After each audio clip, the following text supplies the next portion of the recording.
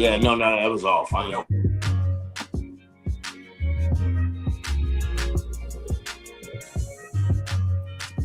All right, Coach, can y'all hear the music?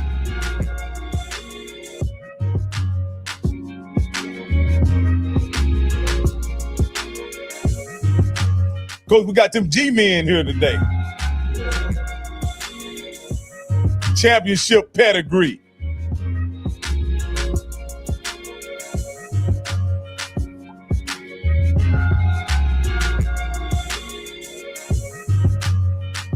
A lot of teams, a lot of guys we bring on, they trying to turn things around. They trying to make something out of nothing.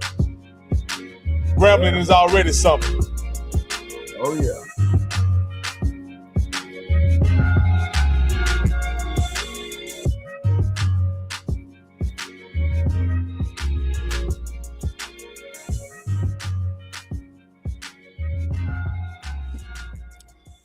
I'd like to welcome everybody tonight to HBCU Coaches Corner with a very special edition where we will interview live on HBCU Coaches Corner the head coach of Grambling State University, Coach Mickey Joseph.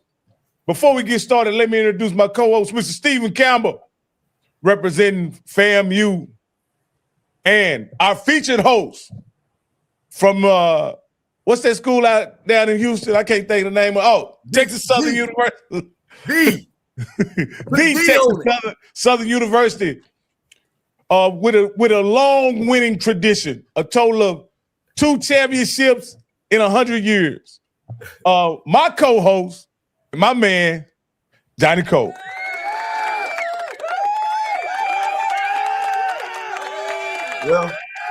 Well, hey, look, if it was groceries, I ran away with all the groceries.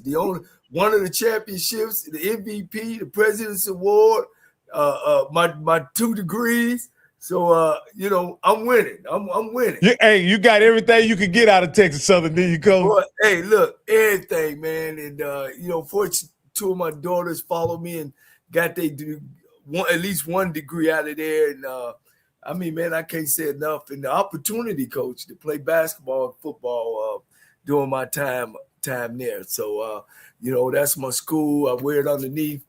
And, I'm very proud to be a Texas Southern University alumni. Coach, let me say this, Coach. You have a long storied history in college coaching, and he's crossed many paths. And the gentleman that we're going to bring on here shortly is somebody that you identified very early as having some talent in the coaching profession, and it wasn't surprising to you that he was selected to be Grambling's head coach 2 years ago.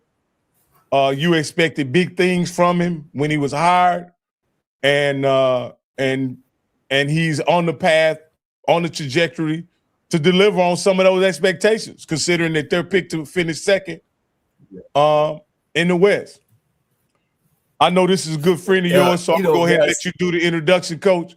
But I just wanted to get those things out in the atmosphere because, Coach, you spoke very highly of Mickey Joseph. Another coach that kind of came up underneath my tutelage, and I had an opportunity. I could remember the day because we were close. Me and Coach Joseph, we done things off the field as well with family and each other. And the day he told me that he had an opportunity to go to Nicholls State, I told him, hey, man, that's great. You get to go back home because, of course, we were at Alabama State together, coming off of a great season. You get to go home and, you get to move around, and it's hard to say, but it's true to say that it's hard leaving from HBCU school and moving into those other conferences. It's gotten better, but it was really hard. And, I told him, man, that's if you feel that's what's good for you and your family, because, my brother ended up giving him his first college football job.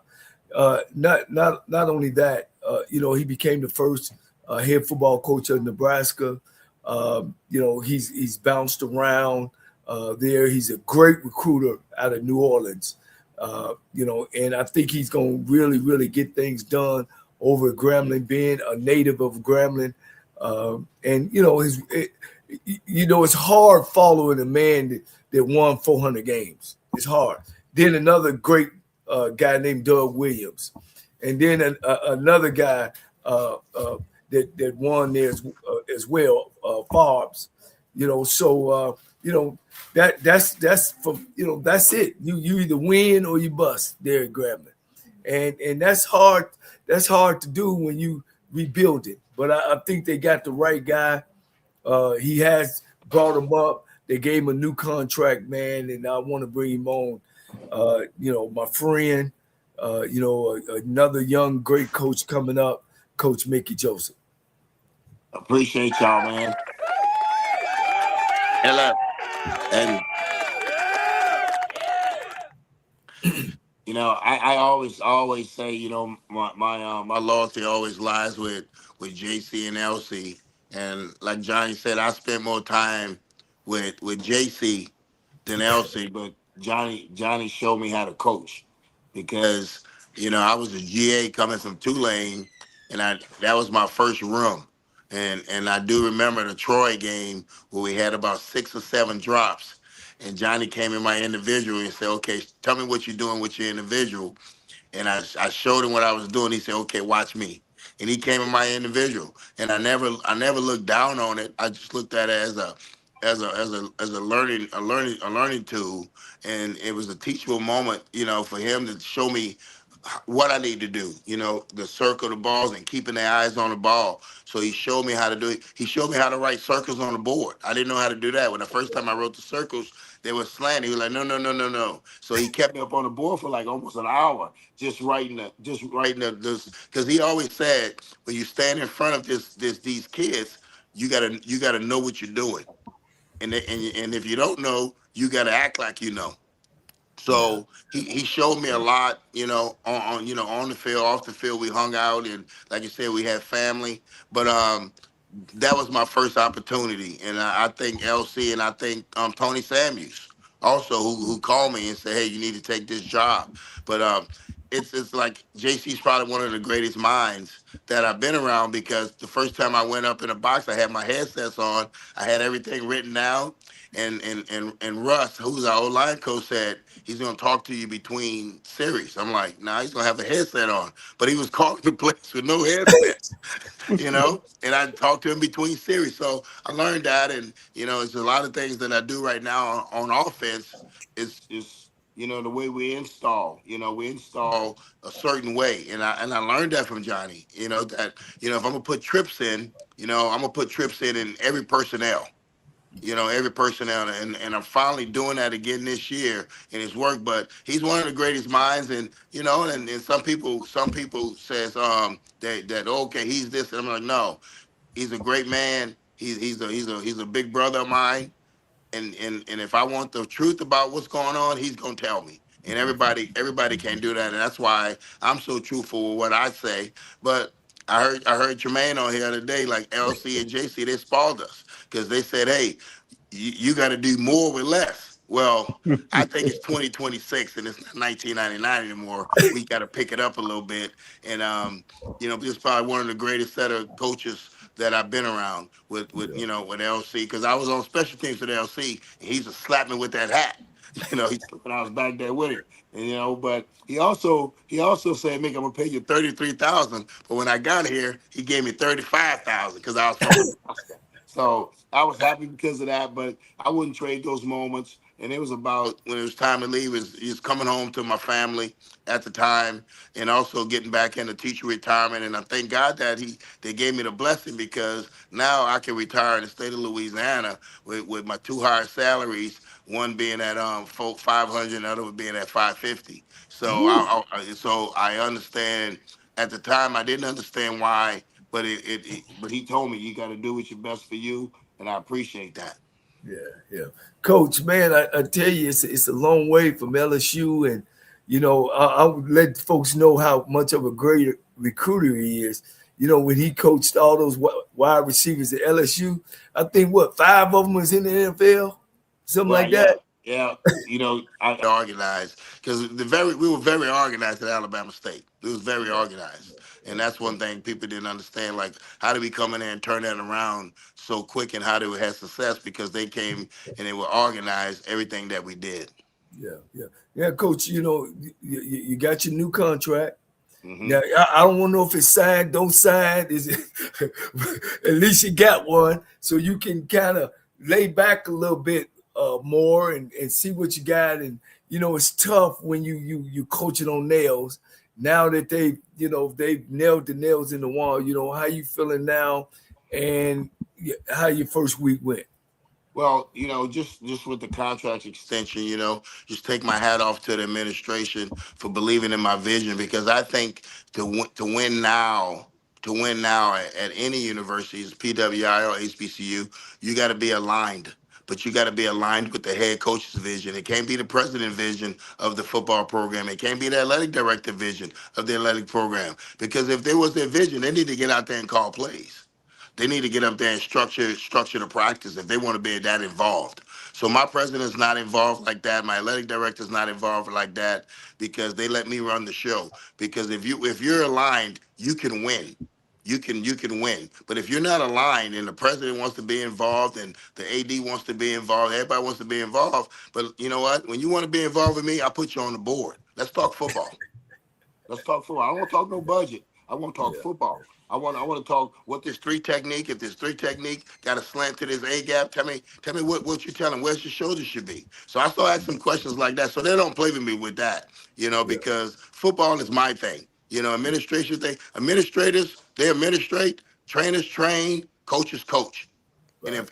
if more HBCUs can understand that, we're gonna be successful, because right now we are the developers. We're the developers. Before we were just the recruiters. Now we're developing kids and they taking our kids. I done lost 15 kids to the portal since I've taken over, going into my third season.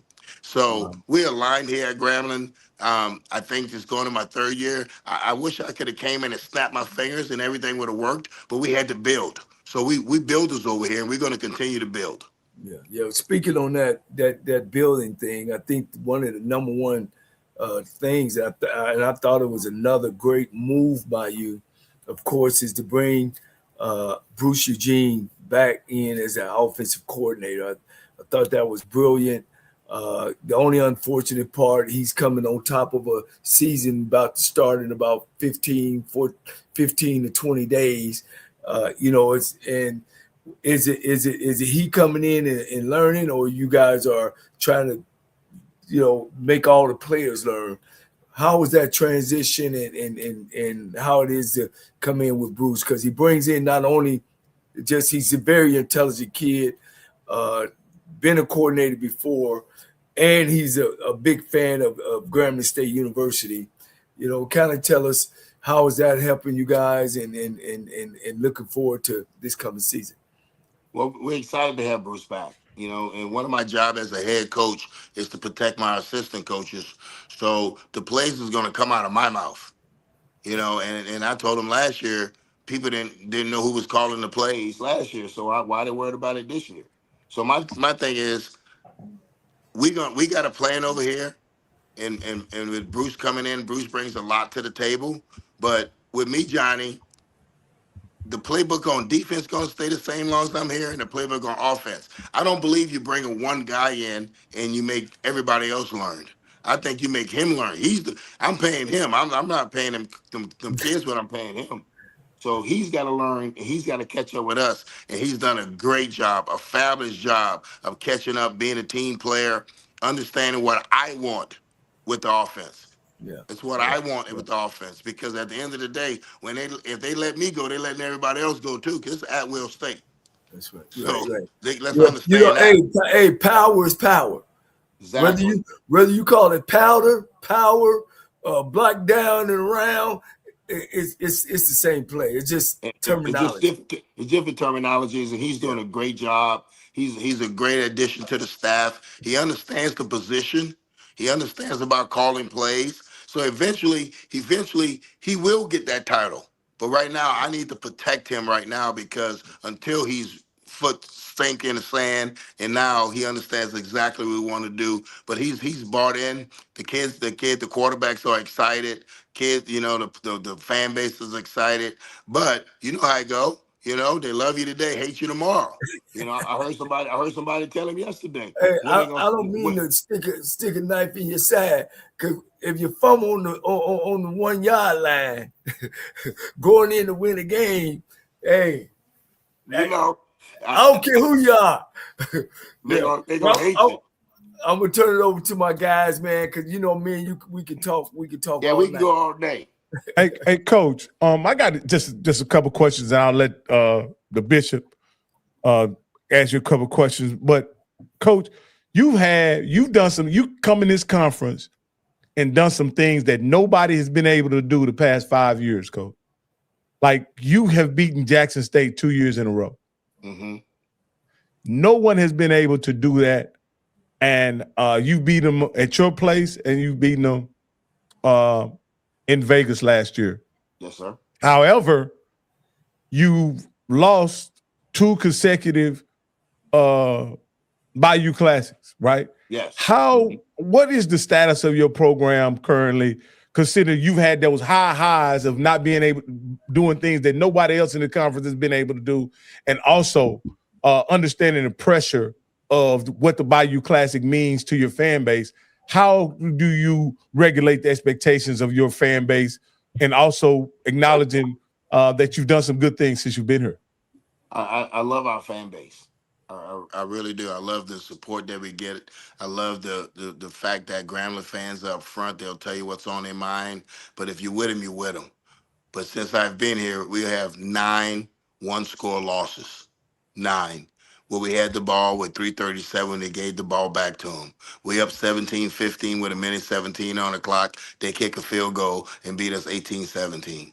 So what we had to do this spring, we had to go back and do more 4-minute offense. Hey, it's 3:23 on the clock. No one timeout. We can't give the ball back. And we put the offense in that situation. We put the defense in a situation. 37 seconds on the clock, no timeouts. They're on the plus 35. You know, we down by 2. They got to kick a field goal to win. Don't let them get in field goal range. So we had to do more situational things with these kids to put them into situations that we lost games. And then I had to look at myself in the mirror. I'm the first person to look in the mirror. I have 2 timeouts left. They're running away from my bench. They're running away from my rotation. So I need to click over and tell the offensive guys, hey, I'm about to take a timeout to get a new set of D linemen in there because the other ones are tired.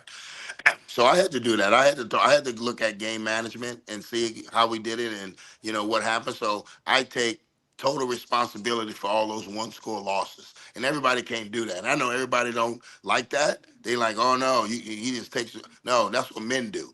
I had a dad growing up, and when you were wrong, you had to accept responsibility. And guess what? I'm not going to put the blame on nobody for these losses. Yes, we have beat Jackson State. So that shows you that we can play high level football, but we hadn't beaten the teams that we thought we should have beat. And so now we got to make sure that when we get in a situation, 4 minute, 2 minute, whatever it is, 4 minutes before the half, 4 minutes after the half, the 8 minute, the middle 8, we got to win all of that. So we work that and we continue to work that. And then we had to go back and we had to recruit. Like I said, I wish I could have plucked my fingers, snapped my fingers, and it would have changed, but it didn't. So what we're gonna do, we're gonna continue to build. But what I did now, I loaded this roster up with talent. I loaded up with talent. So it's not just 2 people in there, it's 3 or 4. If you look at my quarterback room, I have Jacoby Robinson, transfer from Southern Miss. Aston Fry, transfer from Jacksonville State, who's going on his 3rd year in the system. Then we got RJ Johnson, from FAMU, but he went to UMass for a little bit. That didn't work out over there. So, he identified what he see in the mirror. So he came on home, and then you have Benoit, the kid that played the last 4 games for us last year. Then you also have Skylar Turnbull, a big time kid out of Oklahoma City. So we loaded that room up. So if that room's loaded around the clock, everything's loaded. Everybody's there everybody's in competition. I told the kickers today, it don't matter. When you go out there, you better make that kick. Because if you don't make that kick, I'm putting somebody else in.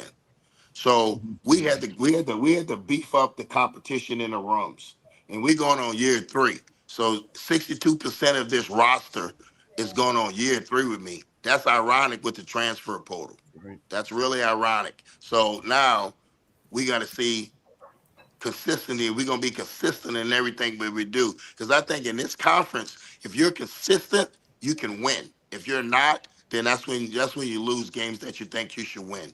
So we trying to be more consistent this year, but we do have a good roster, and I have a good staff, and we're excited. We just going to take one game at a time. Coach, last thing I want to ask you brought up something that you've been able to keep a lot of your players on your roster. That's something that a lot of people in the SWAC particularly had trouble with. Let me ask you this here, Coach. You also had trouble keeping your quarterback healthy these past 2 seasons. What have you done to address that situation? And what was your plan? Was your plan to address the health situation regarding your quarterbacks? Put more of them in there. Got me like my boy from Indiana said. I got me a bigger gun. Because you can't control injuries. You can't control injuries. You just got to have it when the next man up mentality, but the next man up better have just as much talent as this guy. So we feel like we have 5 quarterbacks that we can win with. Everybody in the SWAC can't say that. We got 5 of them that I think we can win with. Jacoby Robinson, he's a 4th star coming out of high school. Ashton Fry, 3rd year in the program. RJ, we know what RJ did at FAMU last year. And then Hayden Benoit, he went 2-2. We played with our 4th-string quarterback last year. So we just loaded that room up just in case of injuries. Like I said, you might get me once, but you're not going to get me twice. Yeah. One thing though, and this is your first time in your 3 years that you actually had a former quarterback in that room with them. Exactly. And of course, we all know how great Bruce Eugene was as a player. And he's doing a great job with him because now he can see it through a quarterback eyes. And sometimes that's a position that you want an ex-quarterback in because they understand that's the way they saw it their whole life. It's through the quarterback eyes. And right now, those kids are taking snaps under the center. And they're because a lot of kids don't take snaps under the center. So we're going to be under the center sometimes. And they're doing a great job. And he's doing a great job of rotating them and making sure they all get reps. And I don't know how he's doing it, but I haven't had any complaints because everybody knows that we put them on paper.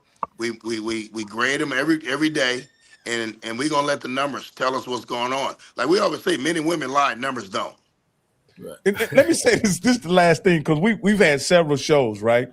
And I've taken several text messages and calls behind the scene, and people are saying, hey, you better watch out. Bruce Eugene is back in the SWAC. And I have to remind them, Coach, Bruce Eugene is out of eligibility.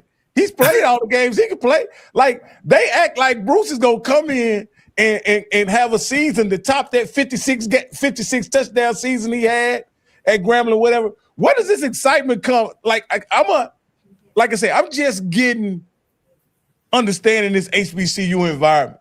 But people are actually, as the offensive coordinator, they have excitement around Bruce Eugene coming back to the program. What was your idea when you brought him back? Did you think it would create this kind of hysteria and excitement that and kind of stir the pot somewhat?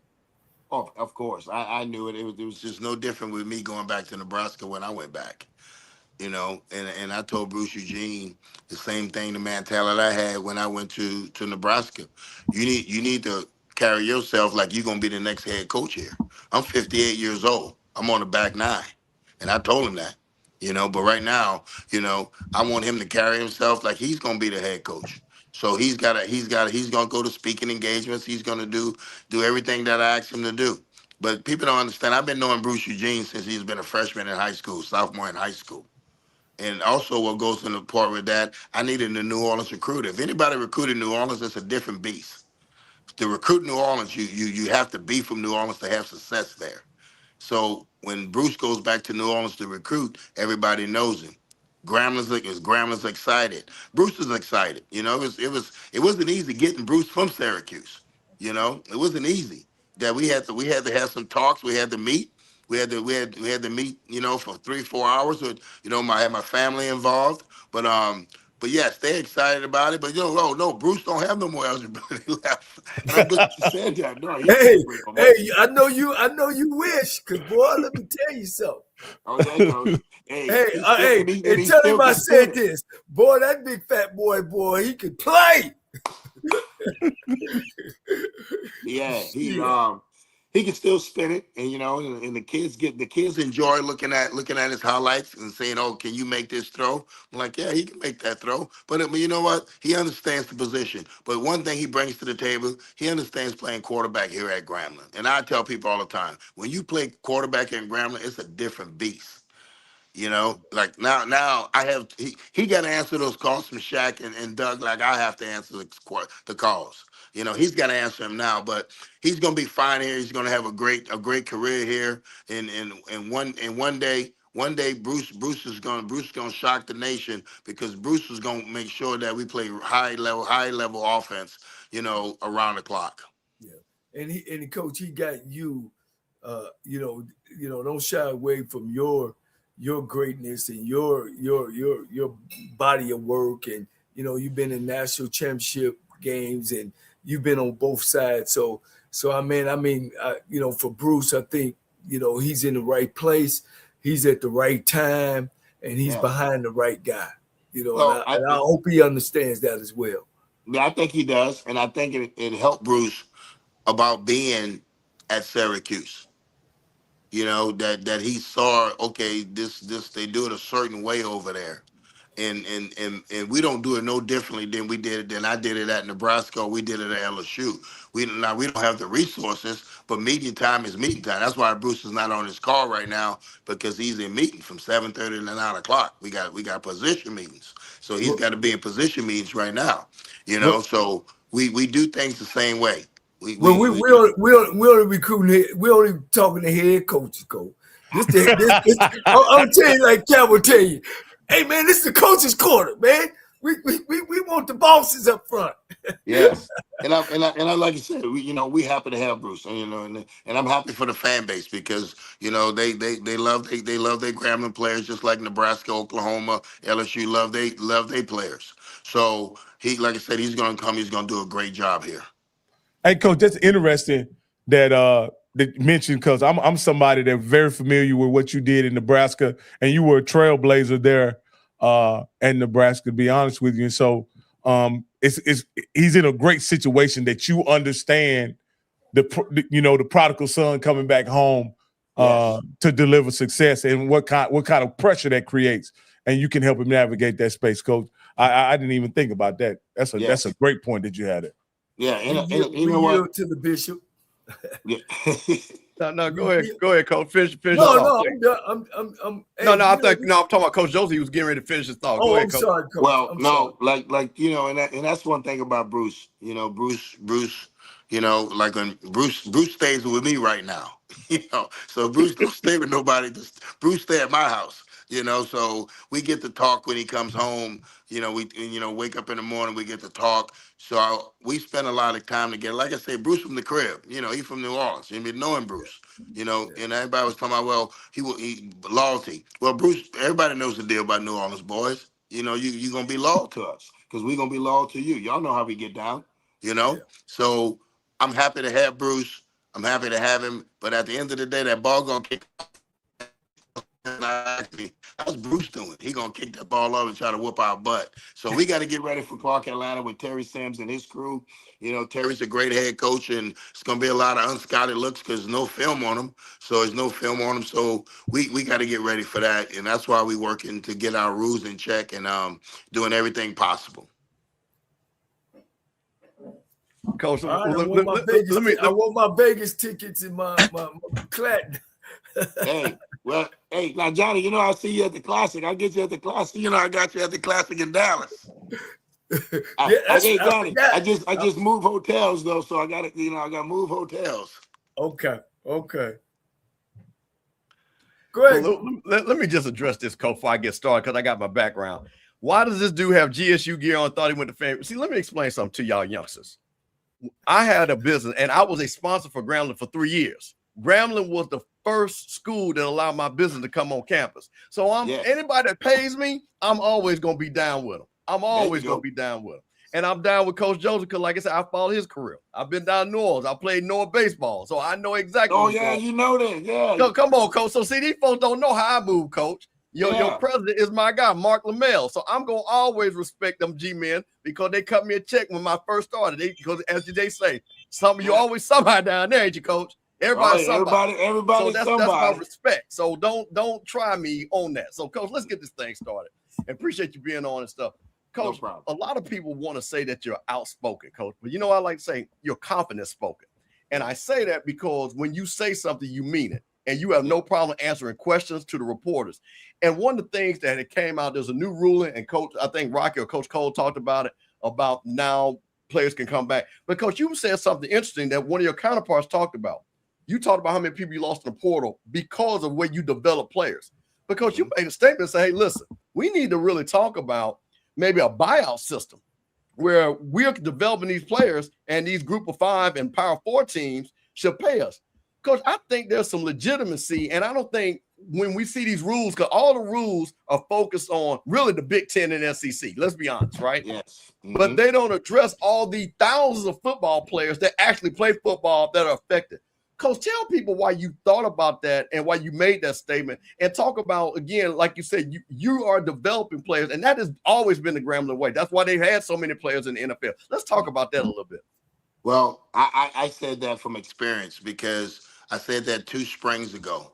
You know, I said that 2 springs ago. Like if you're Penn State or you're Alabama or you're LSU and you got to reach down to FCS and pull my best receiver, that means you didn't do no recruiting. Because when I was at LSU, I didn't even touch FCS players. I didn't touch some of the FBS players. I had studs, so I was gonna have my guns gonna always be loaded. So whoever leaves out, I was gonna be able to have a dude that's sitting behind him. I wasn't gonna sit there and be looking at no FCS film because I always say they play a little slower football than we did in the SEC. So how can I evaluate that kid that he can play at LSU if he's at an FCS school? Because he's playing at a lower level. So I'm gonna try to get somebody from the SEC. So I thought if they reached down that low from the Big Ten and come down to the SWAC, man, they should give me a buyout. They should give me some money. I said it. Everybody else was scared to say it. I said it. And then now everybody wants to say, "Oh, we need to talk about a buyout." Oh man, Mickey Ben said that, and I tell him, "Come on, stop with that little boy stuff. You know, be a man about it and say it, because at the end of the day, the only person going to judge you is God. So say what's on your mind and be respectful about it." Yeah, that was brilliant, Coach. I thought that was real brilliant. I don't mean to interrupt. No, Coach, go ahead, please. That was brilliant. I think it was on point. I think really the people need to look into that. You know, we're talking about because hey, it's like the NFL. If the NFL go get a player, they got to pay his contract out and everything else. I think it's the same principle. But go ahead, Coach Campbell. I just want to comment. No, please, no. But Coach, that's why I made the statement about being confident spoken instead of being outspoken. Because see, what a lot of people, Coach, I think you're this type of person. People would let us and HBCUs get screwed over and let them make these rules, and we don't say anything, and then we go back and say, "Oh, I can't believe this rule hurts us." Well, how about you speak up in front before the rule even gets passed, so they at least can note that we're standing on business like you did. So that's the reason why I wanted to bring that out, because I think that's very important. Because these rules, again, Coach, as you know, again, going to the rev share and things like that, there was no discussion with the HBCUs how that was going to affect us and things like that. But you know what? And again, nothing against the commissioner, but he had to look at it and say, because the rule was passed, what was he supposed to do? We can't do it. So guess what? He said, you know what? We're going to move as a conference to do it. You as a coach, now you got to fundraise even more just to meet that part of the rule and things like that. So I think that's just really important. Why I want people to understand the type of man you are and the type of coach. Now, Coach, here's the thing I want to talk about your recruiting. I looked at, we always come out every year and they talk about, the preseason SWAC teams, stuff like that. Grambling is a proud bunch. And I was really shocked when I thought, Coach, I think they gave you a little bit of disrespect on the players that you got coming back. But there was 2 players that were nominated for all SWAC. That was Alexander Vigil, your offensive lineman, and your linebacker, Marcellus Johnson. Talk about those 2 guys that were all SWAC, and talk about some other guys that should have been all SWAC that you got coming back. Well, Vigil's a leader. He's a 3-year starter. And he's a kid out of Houston, Texas, and when Coach Nelson and I went to go see him, Sam Pittman was there, and Sam Pittman, I know he was looking for 6'4", 6'5" guys, and I knew if the kid was 6'2", that we would get him. He played in the state championship. He's a tough nosed kid out of Houston, and he's the leader of our offensive line. And he broke his hand last year right before the PV game. He broke his hand that Thursday, so we played without our center the PV game. But the game before that, we lost our left tackle. So nobody wants to talk about that also because we don't make excuses. We lost. We got to go next man up. But he's a great leader. He's got the offensive line really rolling right now because he's the leader. He makes all the calls. We happy to have him. We happy to have him. He comes from a great family. His family is really supportive of us, and we enjoy having him around. And when you talk about Marcellus, Marcellus was a walk-on here out of Georgia. And when I came in and took the job, the only thing I seen this kid do is work. He was coming off an ACL injury. And the only thing every time I went in the weight room, he was working. He was working, didn't say one word to me. And then when he started playing, he jumped on special teams. And then last year, he just was making tackles after Andrew Jones. We lost him to Ole Miss. So Andrew Jones goes to Ole Miss, and this kid steps in. But two good kids that I brought to SWAC Media Days with me. I picked those two kids before the SWAC championship. The SWAC team even came out. I told those two kids that they were going. So and it happened that they both got second team. But we always tell them like this: it's preseason rankings, and these guys that pick these preseason rankings, they're usually always wrong. They're usually always wrong. They always pick somebody to win it. The next thing you know, that's why I was hoping that they didn't pick me, because I was like, when they pick you, you always lose. Because sometimes your kids read that, but my kids don't read that. We in Grambling, nobody's bringing up that we picked second, and we didn't take pictures with the trophy, there, because we're gonna use that for our bulletin board. Like, hey, they already thought they won it at the SWAC Media Days. So we have a good football team. We have some good players to come in the door. I think we have almost not 8 or 9 new starters on defense, kids that's been in the program though. Because remember what I said, 62% of this roster's going on their third year with us. We redshirted 33 kids the first year we were here. One kid is going to Penn State.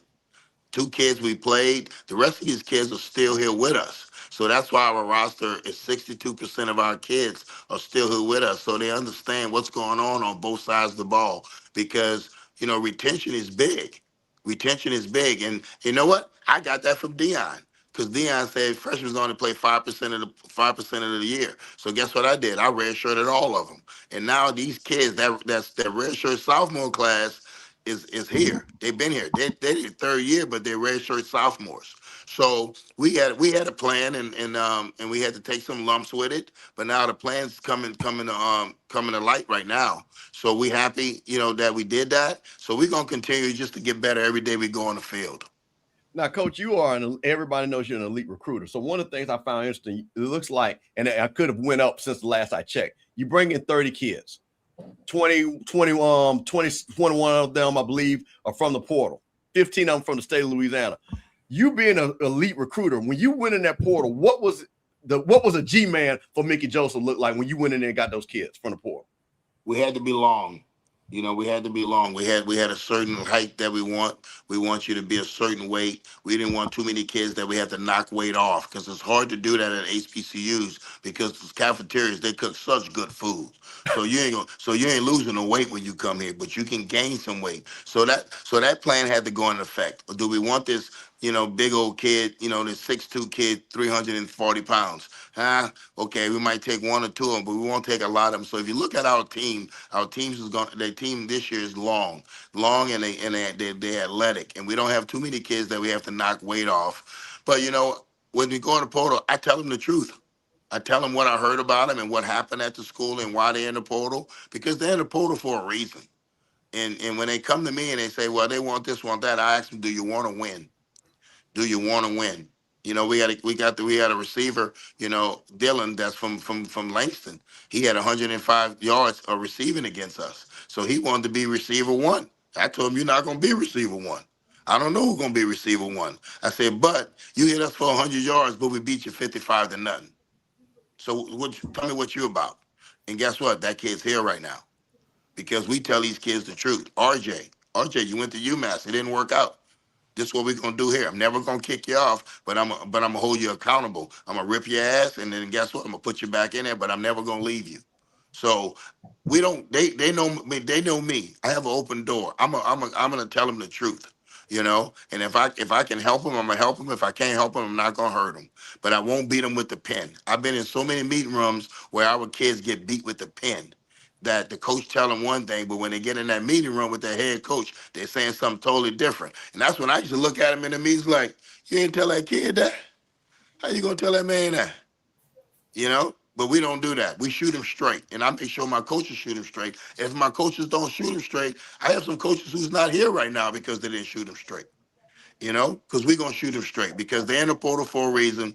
We're going to give you the opportunity because you can help us win, but you're not going to go through the same thing you did at the school before. So we happy to have our transfer kids. They understand where we stand at, and we don't meet them on their side. They don't meet us on our side. We meet in the middle. That's how you're going to raise young men. Like I say, I'm not raising little boys. I'm trying to raise a man. So we're going to read in the middle, and they do have a say-so. They do have a voice, and I do listen to them. And sometimes that's all they want you to do is listen. And when you listen, and I tell them, that don't make no sense. And it's like, why? Then look at what you said. Look at what you said. And they understand that. So I enjoy my players. I love my players. I love my coaches. I love Grambling. And we got this thing rolling in the right direction. And one thing I know everybody don't want, they don't want this giant to wake up, but we about to wake up. Now, Coach, you brought in 9 freshmen. So it sounds like you have a philosophy about freshmen.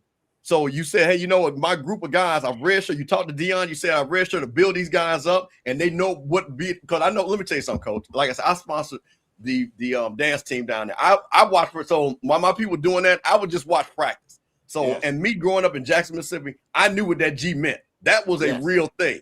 And from the alumni, I'm sure they call you every day supporting you.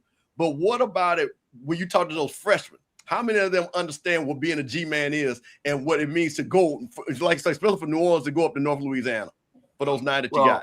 I always say our offer, when we offer a kid in Louisiana, holds a lot of weight. We rarely lose kids.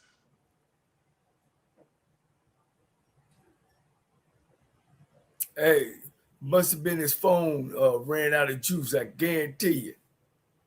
Either that or Southern folks was getting upset and cut his feed.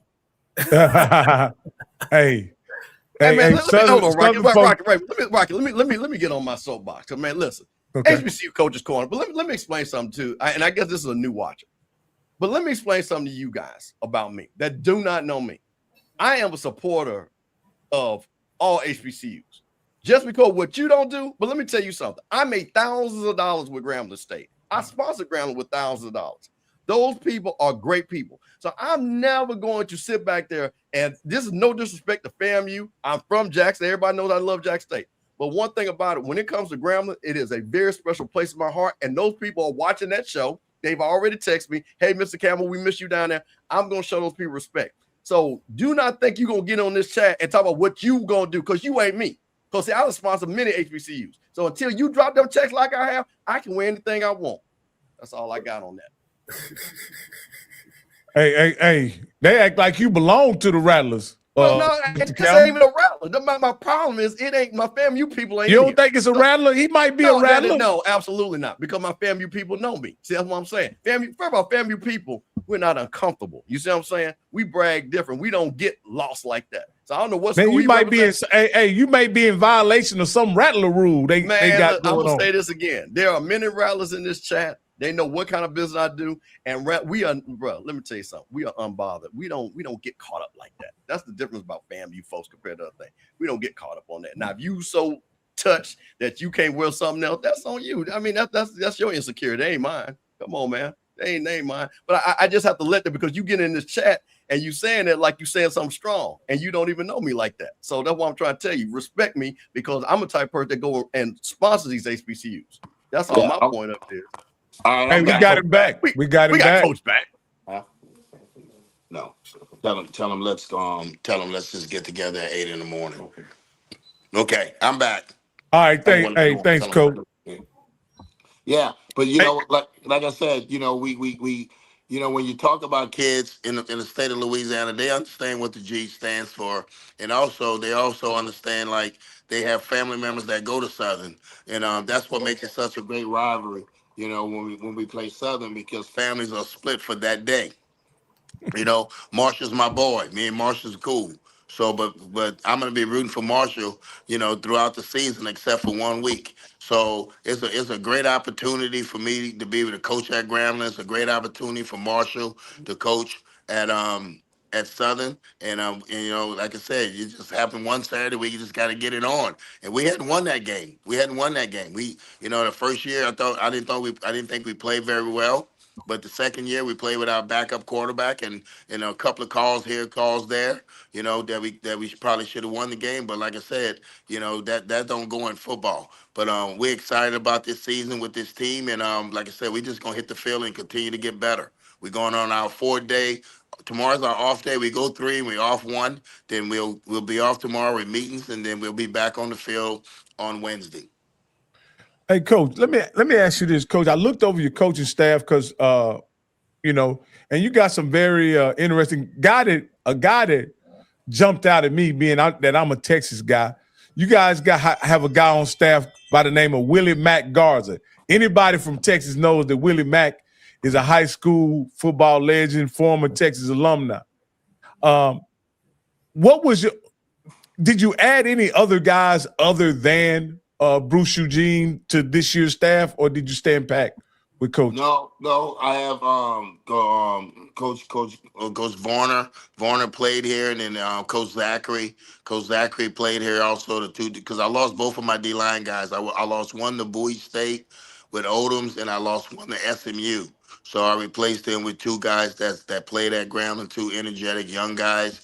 Because we split my D tackles and D ends up. We think that's two different worlds. It's hard to coach four. So we split them up. So that was.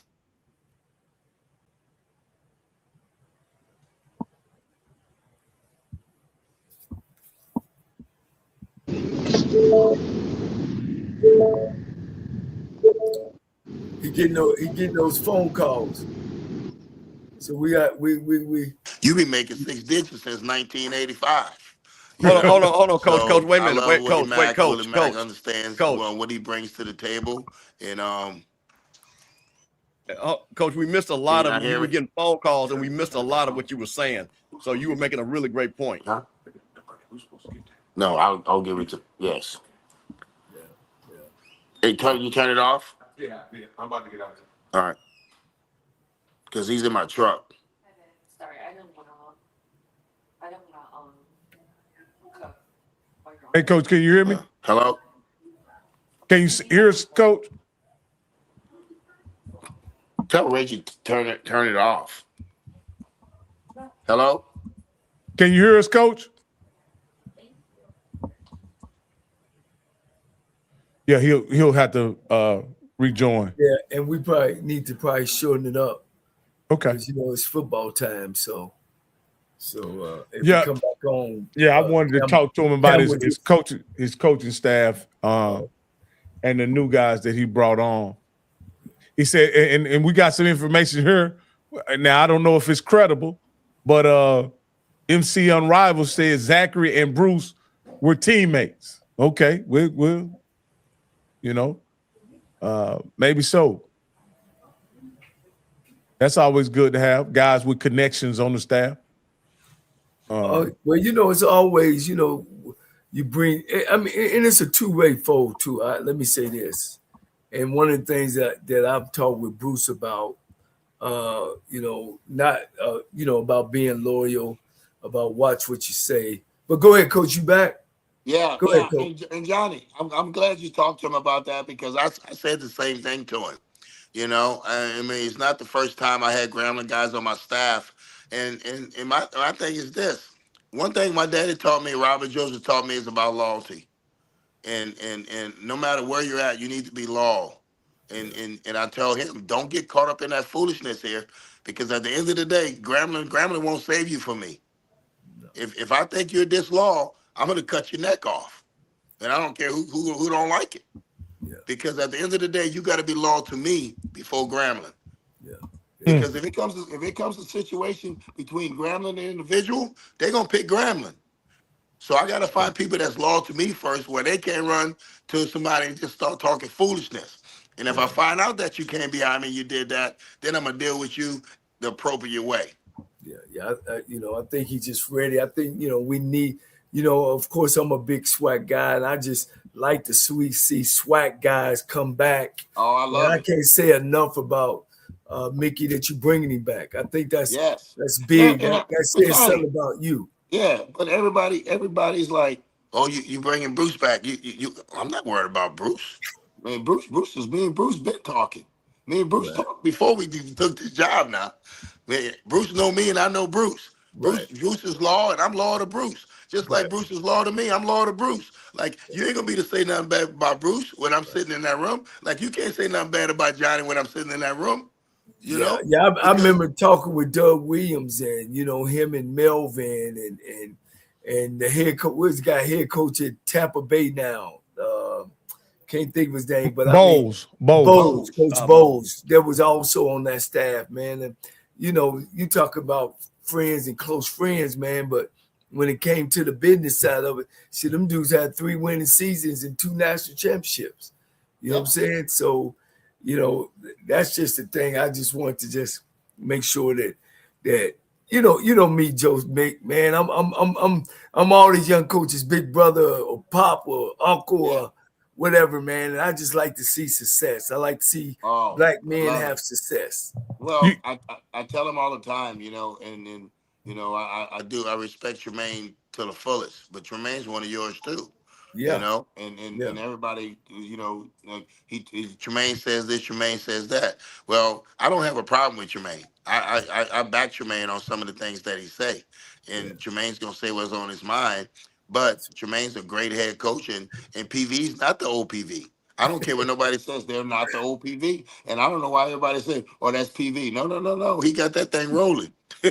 He got that thing rolling. Hey, So, you got that and thing rolling back when we weren't born or we were too young. PV used to be hell. yeah, and yeah, so we weren't so born. yeah, so well, I tell them all the time. I say, it's just the fact that we have good coaches in a SWAC. We have really good coaches in a SWAC, and nobody wants to give these guys credit. But guess what? Y'all come get our players though.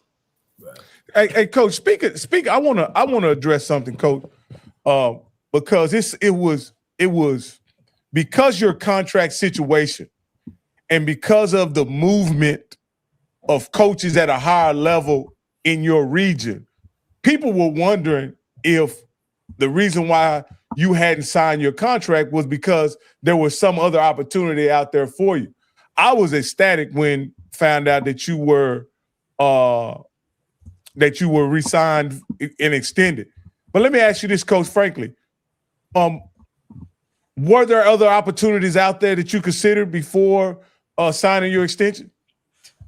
I think it was, I have an agent, Robbie Poplin, that does a great job, and he presented some things, and I wasn't going to leave a head coaching position. Okay, I'm gonna say it to go be a do boy. I wasn't gonna do that. I wasn't gonna go get 500,000 and not be happy. But the opportunity was we was waiting on to see if my brother Vance got a job. And if my brother Vance had got a job, then I would have to sit back and make a decision about what I was going to have to do, and that didn't really come into play because the buyout.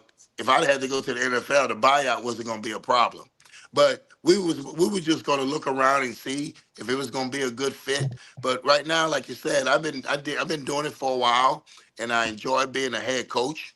And I enjoy having my own program. So I wasn't going to leave here to go be somebody, just this was, I'm the one that has to talk to the knuckleheads. I'm the one that have to go pick them up. I'm past all that. I'm past all that. I'm more to face, come in my office, sit down, and I always thought I could develop them better here at Grambling, because I run the program. and that's what I had. That's what I had to do. But you know, we all thought my brother VJ was gonna take one of the jobs, and he didn't think any of the jobs in the NFL was a good fit for him at the time. I guess because he didn't do it. But you know, like I said, him and my cousin Terry both in the league, so they're making good money. They good. You know, that's an interesting. I'm glad you mentioned that, Coach, because there was a lot of speculation around what was taking so long for you to sign your extension, and there were rumors out there, or whatever, that you would go be with coaches who had recently took head coaching jobs. But adding that perspective, that you're committed to being a head coach, you enjoy running your own program. You know, for me as a black man and somebody who admires a black men who aspire to be great leaders, I'm very happy to hear you say that, Coach, because I think chasing the money sometimes there's diminishing returns on it. Oh, yeah, we tell kids. I tell kids this all the time. That's in the transfer portal. I said sometimes when you chase that bag, you miss out on the right fit. And I had to take what I say. I had to look at it the same way. And like I got two kids in out there with I got two kids in Arizona that I can move the schedule how I need to move the schedule because I got one. She's a big time flag player out there, and I have a young one that's in school out there also. So I can make the schedule how I want to make the schedule, and spend more. This is the most I ever spend time with my kids because my kids before the profession has raised them because you're never there. The money's there, but you're not there. But I'm there with these kids because I'm the head coach and I can make the schedule and I don't Hey, have to be there all the time. where's your daughter? Who is she playing for ASU? No, no, Or is she still in high school? no, Melania 11. She's playing with the 12 and under. The Dizzy Bees, somebody out there in Arizona, and they Because just left. They I just left referee Flagstaff. I referee all the girl flag football games. I'm Yeah, probably out there with your daughter. yeah. So you probably see my ex-wife out there. The Mexican girl. You know, good looking girl right there, huh? All Well, right, coach. Don't hey, get in no trouble now. Don't get in no trouble. now Man, I'll they'll call you leave me. after the show, man. But really, I referee all the women games out here, the Yeah, girls out yeah. here. So yeah, And that's what I'm some pretty saying. good teams. Yeah, she plays on two really good teams. So that's it. But Hey, I don't mean nothing about that. But you know how it is. It's just you got kids and you gotta try to be the best father you can be. hey, coach. Let me ask you this, because listen, I got to keep going back. Grambling is a standard bearer for this conference. Yes, sir. Grambling is one of the most recognized brands in football. But coach, listen, I got three things I want to ask you because listen, I know them G men down there, and I know they talk to you, coach.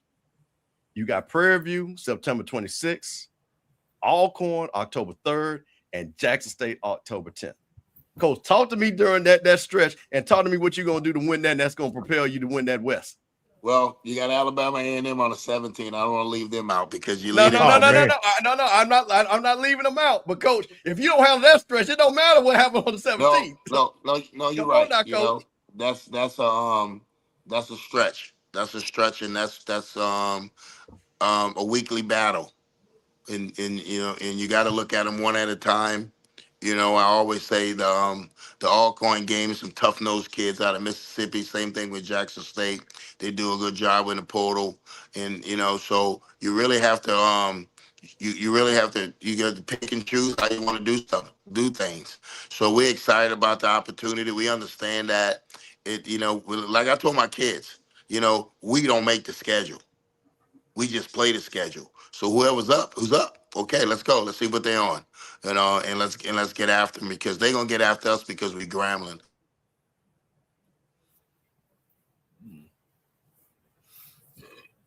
See that PB12, the engineers cut that off. That's what Yeah, it was. now he back at it. yeah, I'm back at it. And it's Grambling. That's kids calling me because they don't see me and they get just broke meetings. You know, because like I said, I'm taking two kids back, but that's gonna be a tough stretch. That's gonna be a tough one. And we're gonna open up with Clark Central State, and then we'll play TCU. Then we'll have a week off before PV. and then we'll go PV, we'll go Alcorn, and then we'll go J State. And the best thing about the Alcorn and Jackson State, they got to come to the hole, and Hey, and they understand what it is to play in the hole. Coach, there's been a lot of discussions about the schedule of the SWAC schools, Coach. And, some coaches have input on the schedule, some coaches don't. What I'm asking you is, when you're playing, you have 2 Division II teams at the start of your season.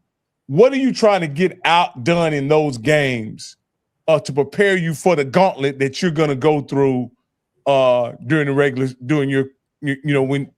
after you finish those 2 seasons, those 2 games? Well, you better not sleep on those 2 teams, because those 2 teams won't be intimidated. We always say when those teams come in here, we have a lot of history here at Grambling. We just need to make sure they don't make history, and that's what I tell my kids. So just with Clark, Atlanta, we know Coach Sims, good friend of mine. We know Ash Green, offensive coordinator. So they're gonna be ready to play. So you got to really get in those games and use your rules, because there's going to be a lot of unscouted looks.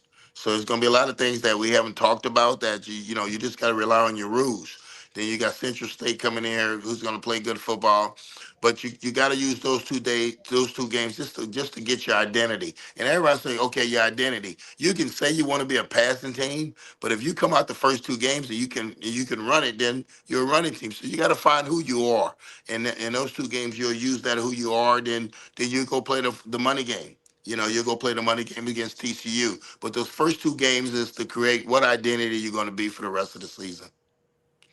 I think on the same weekend you play TCU, Prairie View is playing Baylor. Yeah. I would love to see one of you guys pull up an upset that week, but that's going to be a difficult stretch before you enter into what is going to be a very tough 4-game stretch. I don't think there's a tougher 4-game stretch for anybody in the league. And so no, it's not. And like you say, we always say down, in our locker room, we're gonna be in that blender. You're gonna be in the blender. So we're gonna be in the blender. We welcome it because like the season waits on nobody. We see the schedule. Like I said, we don't make the schedule, but we got to play the schedule. But like I said, just good teams and just really good football, and it's gonna be good SWAC football because I love the SWAC games because it's so exciting. It's not a dull moment. Your band's blowing. The fans are cheering. Kids are playing hard. People around the country just don't know how hard these kids play in this conference and how well coached this conference is. And sometimes they look down on it because it's SWAC ball. No, you know what? We like to play some of the Southland schools and things of that sort, but I think we fare better when we play each other because now we keep our money, because what we do is fill they stands up for them, and then they benefit from it. So I'd rather play the Clarks, the Central States, and help them financially. And hopefully one day that they'll be okay. And because I'm going to play a TCU game, and that's just a financial game. They don't pay $850,000 to come beat them. They try to make sure you don't beat them. We made $1 million last year against Ohio State, but it was a great atmosphere. We came out of there injury free, so we can do it because, like I heard Tremaine say, we have a weight room too. And it's just not you're just not gonna beat us down. We gonna swing back. We gonna get back at you. So we excited for the opportunity though. Coach, I got one quick thing, and then I'll let you go on this. Now, Coach, you've been known to, as you say, speak your mind. Now, Coach, you gonna keep your money in your pocket this time, or you gonna get some more fines from the SWAC because you tell it like it is? Or you say, you know what? I'm just not gonna say anything. I'm just not. That money came out your pocket, there, Coach, didn't it? Yeah, I'm just not gonna say anything. I'm just not gonna say anything because my daughter Maya is on me about that, and I'm not gonna say anything. I'm gonna don't spend her money, Coach. Yes, I'm gonna be very respectful. They ain't get me no more. Like I said, you might get me once, but you ain't gonna get me twice. Coach, y'all got Jackson State back in Vegas? No, we gonna play them in the hole. I know you, Coach. So no Vegas games, huh? No Vegas game. We're not going to Vegas, but It's gonna be live, Johnny. Y'all got any skyboxes in Grambling? Because Coach Cole don't come out unless you got a skybox now. He got we know that. Hey, I already know that, but I got the bedroom upstairs for him though. I may have to try to get him out there, Coach. Yeah, he probably gonna come. He gonna call me and say, "Mick, I need a room." That's all he said. Hey, look, I texted him and Jack. I said, I can't believe that both of y'all came up underneath it, and I can't get no sky tickets. Hey, what's going on? We was at the press conference. I told Jack. I said, Jack, you do that. I'll do the hotel room. He said, okay. We sitting there. We getting ready to play. We discussing Johnny Cole.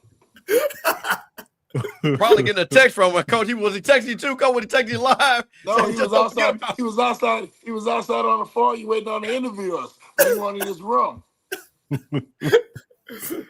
Oh man, them my guys, man. Them my guys, man. Them my guys. I can't say enough about the success, man, and not being surprised that these guys are doing their thing, man. And I ain't gonna lie, I love it. I love it 3, 4, 5 times over, man. And that's what it's about. Some young black men don't grew up and getting it done. Winning. What they doing, Rocky? They winning, Coach. Hey, last question, Coach, before I get you out of here. Coach, were you recruited by Grambling out of high school? I don't think so. Man, Coach, man, Mickey couldn't throw no football now. You the SWAC. You got to be a throwing guy. I just can ride and decide. I ran option. I couldn't throw it. I couldn't throw it. But no, I was recruited by a lot of schools, but most schools ran option. So no, I wasn't recruited by Grambling or Southern. Okay, so Grambling was throwing it back then. I thought they was running that old wing T, and they was running that thing. They was throwing it then. I think they were throwing. Even in the wing T, they threw it. Man, listen, that's the reason why Tremaine Johnson was All-American, because he caught balls out that wing T. Don't get it twisted now. Coach know about Tremaine Johnson. You're right about that. Yeah, Tremaine. Coach. I played against Tremaine Johnson. Yeah, he's bad boy. Bad boy. Hey, but listen, he was on the same high school team with Marshall. Oh, really? Yeah, that's Marshall. That boy was the dude. That boy was the dude. I don't know if I'm right, but I think Marshall was his backup for a while. That boy was a bad dude. Tremaine Johnson, what a name. Hey, did you recruit Marshall were you in Louisiana recruiting Marshall when he came out of high school? Hey, I'll tell you a quick story and I'll let y'all go. Marshall came to Nebraska on a recruit visit because they played my brother Vance in the playoffs. And my brother Vance called me in my dorm room and said, hey, I just played against the best player in the state of Louisiana.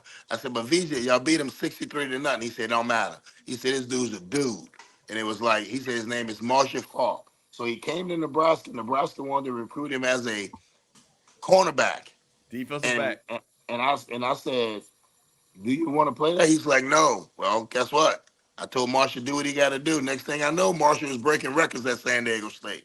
Hey, in y'all offense, he would have ran for 4,000 yards. Yeah, but that's what I'm saying. I don't know why they didn't want him they wanted to play corner. And I was like, corner? Man, you better put this boy in the backfield. Wow. Yeah. Wow. That's all I say. Man, Coach Joseph, man, of course, as always, thank you. Always put us in there. Y'all. You always understand how important it is for HBCU coach to come on our show. Yes. Man, I can't say enough about you. I wish you and your family. Make sure I find out or shoot me your daughters. I'll send you her stuff, Johnny. But listen, anytime y'all want to do the show live here on the Saturday in the hole, y'all more than welcome. And I'll man, y'all in the skybox. I got you. You know we will now. We will. We'll pull up. Yeah, that's okay. Pull up on me. Hey, coach, listen. Tell the president to let us stay over there at Grambling West. That's why they used to let me stay over there. Over there, man. I had the whole thing to myself over there on West Campus. Yeah, on West Campus. Yes, sir. Yeah. See, Coach, that's a hidden gem. They don't know nothing about that, Coach. See, we can be right there on the campus. You know what I'm saying? Big rooms and everything. They got big old houses over there. There you go. All right. Good luck, man. We'll be keeping up with you. All right. All right. Okay. And that was Coach Mickey Joseph, head football coach at Grambling State University, coach, and another one of Coach Cole's proteges. Coach, you got to be beaming in this moment to see guys that you brought into coaching, now head coaches at two of the most prestigious universities in HBCU football. Yeah, man, you know, I'm a guy that I like to see just us and people that look like me excel, man. I love to see Coach Cameron sipping on Sunday, just took that, man, and then now you're jumping off with your show of, you know, I just like to see success, man. I'm not no hater. You know, it's plenty room to go around for everybody, man, and just the love. And, you know, it charges me up. It charges my engine up. You know, I don't have a jealous or envy bone, and, you know, and I like to see that, you know what I'm saying? Because, you know, it makes me a part of it. You know what I mean? That I had at least something to do with it. But them two gentlemen, man, Coach Joseph and Coach Jackson, man, it doesn't surprise me that the success they're having. Absolutely. Absolutely. Yeah. Hey, Coach. Coach, we got I'm gonna get a thumbs up on that, Mr. Campbell. We can give him about 10 minutes because it's after 9? Yeah. Coach, Coach, I put in the chat, what do you think? That's up to you though. Or you want to wait for another time? Because he just called me. Who is that? Coach Eugene. We'll wait. No, we'll wait for him. We'll Ain't wait. no problem. We'll wait. Ain't no problem. We'll get them together. But Rocky, Yeah. let me say this. And Coach, I want to tell you what was funny about what Coach said. That Prairie View game, State Fair Classic, that game means something for those G-men this year. Sheesh. That when I say it means something, and I know Coach got to do it, he had to do his coach speak. He had to do his coach speak. But I am telling you, I know a lot of folks down there. And when you it's like a shock to them. And look, shout out to the AD, shout out to the president, shout out to Tremaine Jackson. To the fact where I have said this again, I have never seen Grambling folks give this much respect to Prairie View in my 56 years of life. And that is unbelievable. And they know that game for them and for Grambling's pride and what it means for the conference, man, they're locked and loaded. They are locked and loaded. Yeah, you guys know I'm real tight. You know, my big brother Al Wash. And man, at one time, Grambling had beat him like 25 years in a row. Yeah. You know what I mean? And now, of course, with the tides are turning, man, you know, it's now the game is just as important as everything around it. You know, and if we got new fans that don't know, it's the state fair going on. First day of the state fair going on around the game, and the stadium is inside the state fair. So you buy a ticket to the game, you also buy a ticket to the state fair. So if you're listening and you want to come with a vacation, bring your kids up for the weekend, you can get in there on Friday, and then the game is on Saturday. You come on Saturday, you can, you know, the game starts at about 6 o'clock during the day. You can sit there for the fair. They got concerts going on, free concerts around the game, and then the game starts. Then you see the bands marching in, and then you see just all this black and gold and purple and gold. It's just a beautiful time, man. And you know, you got people from all over the state, all over the country come for that weekend of the State Fair Classic game. Yeah, I don't know what the all-time record is because I wouldn't be able to speak to that. A lot to a little. But in the last 5 years, it's 4-1. Yeah. Prairie View. Yeah. And look, I know this in my time, in my 80s, Prairie View did not beat them not one time. Yeah. And and then in the 90s, they went 0-88. So they didn't win nothing either. They ain't won none of them. So you know, and that game is 50 years old. So I had to look back see if I can find out the record. Yeah. but it's a different day. Listen, It's a it's different totally day. different. Rocky, I'm gonna tell you what's funny though. RJ Johnson's down there at Grambling, and I told people this when he transferred from FAMU. Now he went on up to Manchester, but I told everybody, I said it's gonna be two places where he should go, and it was because of the coaches, either over there with Terrell Buckley at Valley, or down there at Grambling, and he ended up at Grambling. I think Grambling is gonna be a great place for RJ. I think some of the things that maturity-wise that he's gonna work on, Bruce is gonna bring it out of him. Because that was the thing that I think maybe at FAMU he didn't get enough of. But I think with Coach Joe, because like I said, there's no playing around down there with Coach Joe, and Bruce ain't going to play that. So I think physically, I think that's going to allow his skills to come out. But again, Grambling already got quarterbacks. So like I say, like he said, we got quarterbacks. So I'm really interested to see how that works. It's a great and super opportunity for Bruce Eugene. Great. Go back to his school. Come up underneath Tulich. He still got other Doug Williams, Melvin Spears, all these guys around him. Here's a time that, when I was a young guy like that, man, this is a time, if he's listening, you got to dress the part. You got to look the part. You got to speak the part. But don't be the part until it's your time. You know what I mean? Of being a head coach. You know what I mean? You got to get out your hats. You got to get out your warm-up suits. You got to look like who you want to be. He's got everything else. He's intelligent. People love him down there. He's put the time in. He's got an excellent mind. But then now you got to come in and work on self. You know what I mean? You talking about the polish, coach? You got to have the polish with it. Yeah. You got. Hey, look, you got to shine it up now.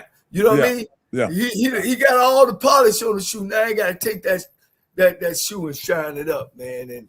And I think him coming up underneath Mickey and me knowing what type of guy Mickey is, I think it's just a super opportunity for him, and it's going to be a great future for the SWAC conference.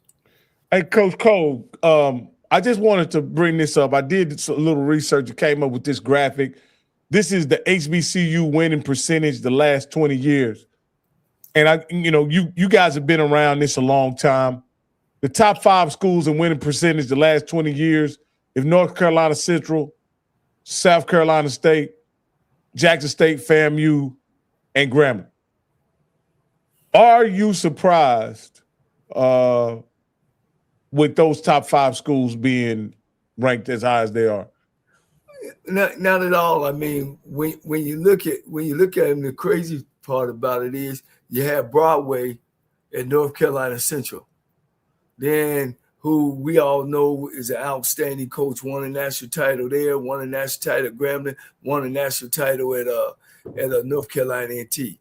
All right. So when you look at those schools up there, he was one of the coaches. Then you had Coach Mack, who's now in Kennesaw, who took North Carolina Central right behind that to some more championships. Then you had Trey Oliver come right behind that. That's from hard winning football coaches. You know what I'm saying? That's now.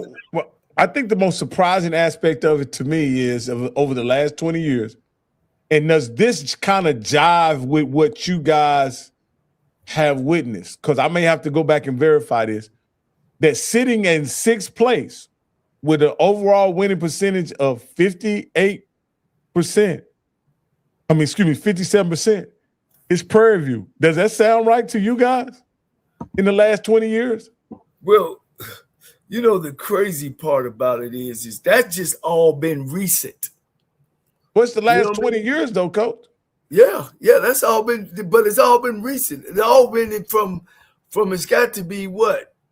2000 Camel from 2006 to 2025 is what we're talking. I'm saying when Prairie View came on, it's from they won it in 09, right? They won it in 09. Right. And that's when their winning spree took off.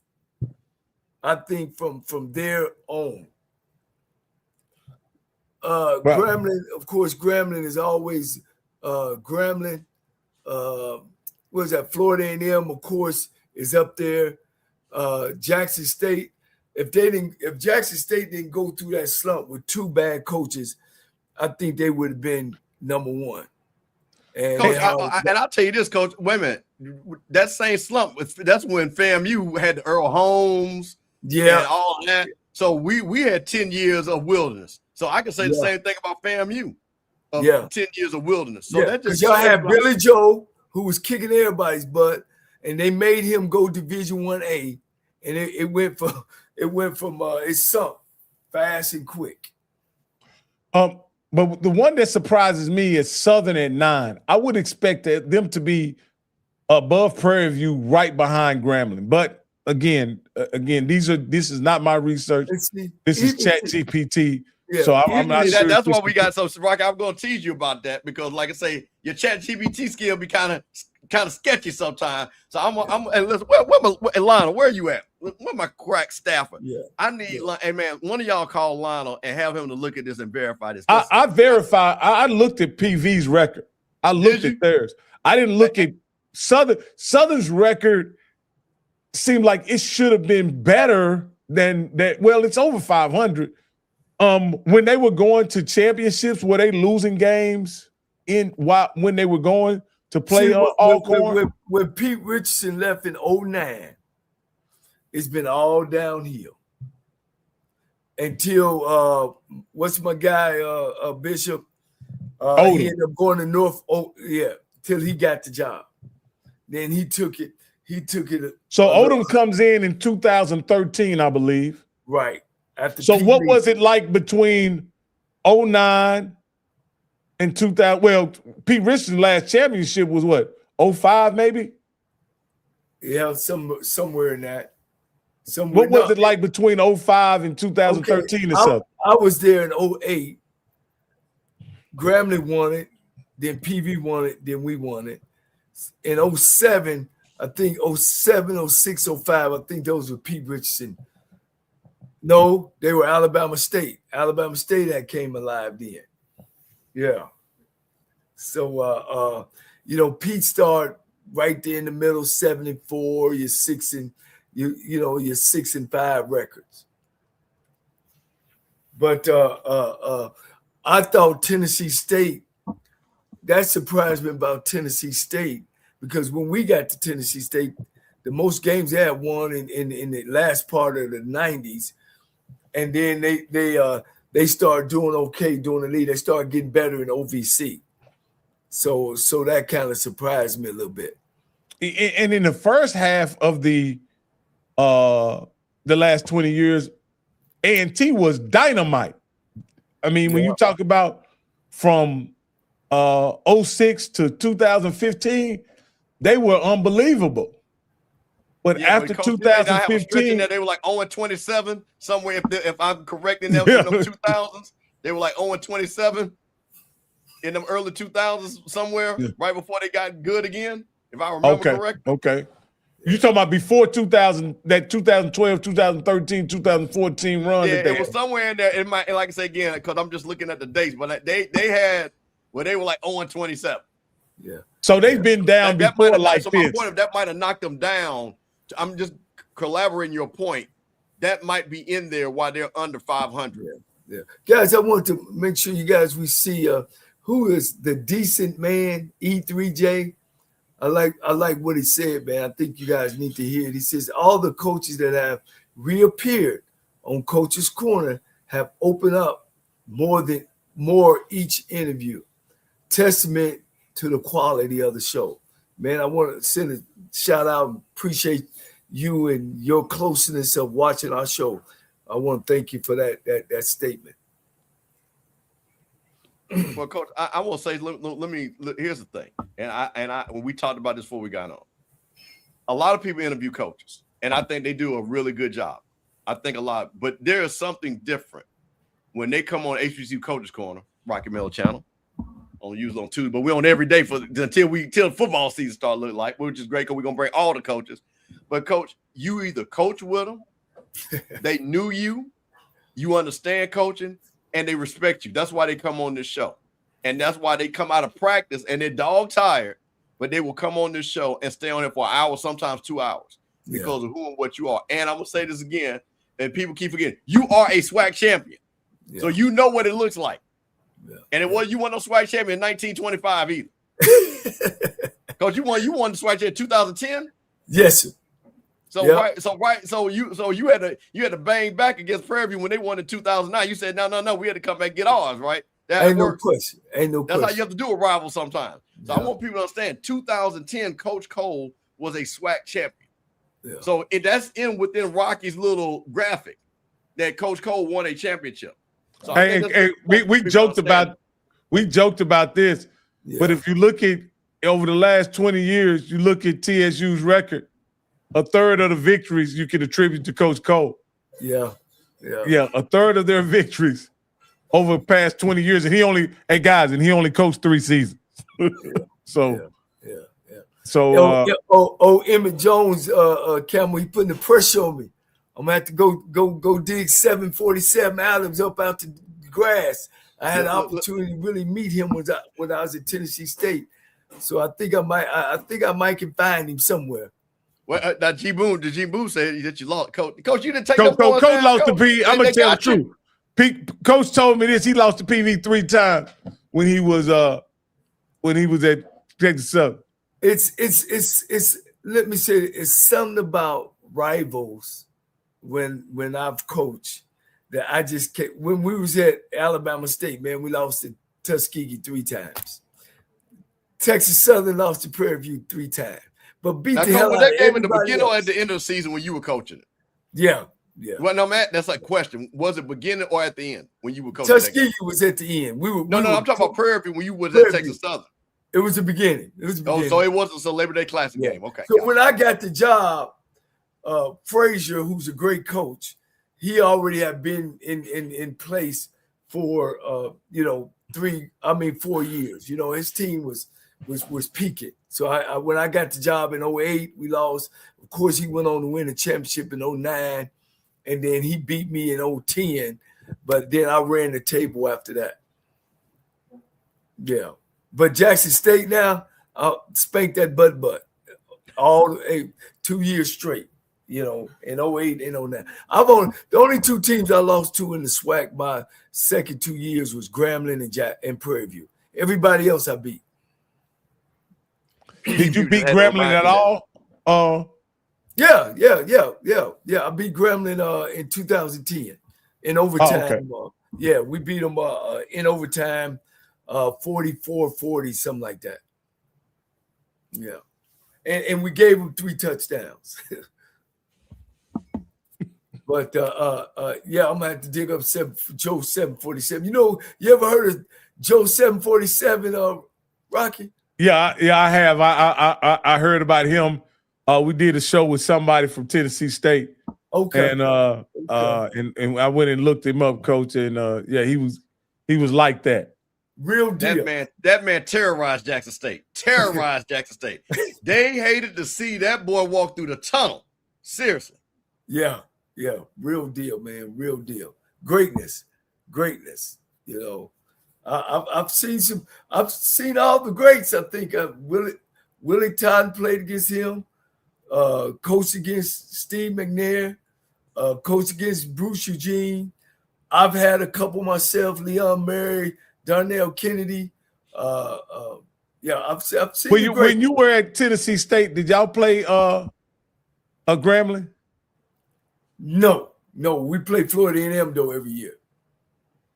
How did y'all do with those Rattlers? How'd y'all handle those Rattlers? Come on now, down in Atlanta. That was in Atlanta. We played in Atlanta.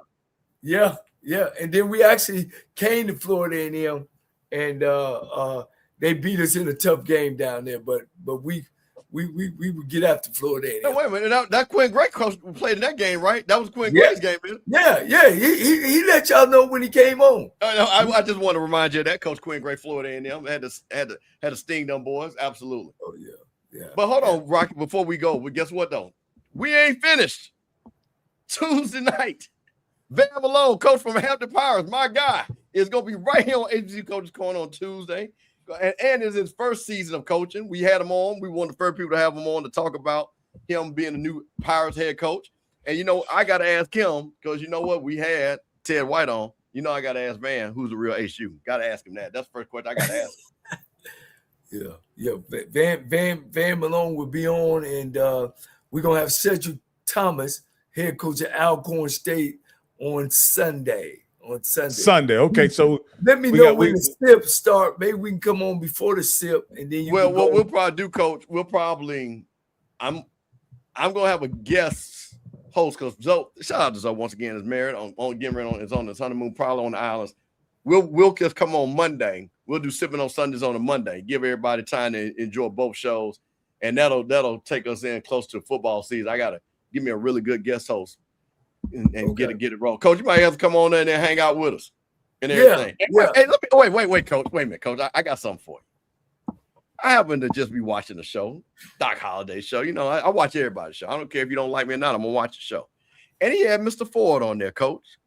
Yo, guy, Mr. Ford. And Mr. Ford, you know what he said, Coach? He said, man, let me tell you something. I was watching HBCU Coaches Corner. They had Texas, Kyle Mosley talk about that Texas thing. That's one of the best shows I've seen.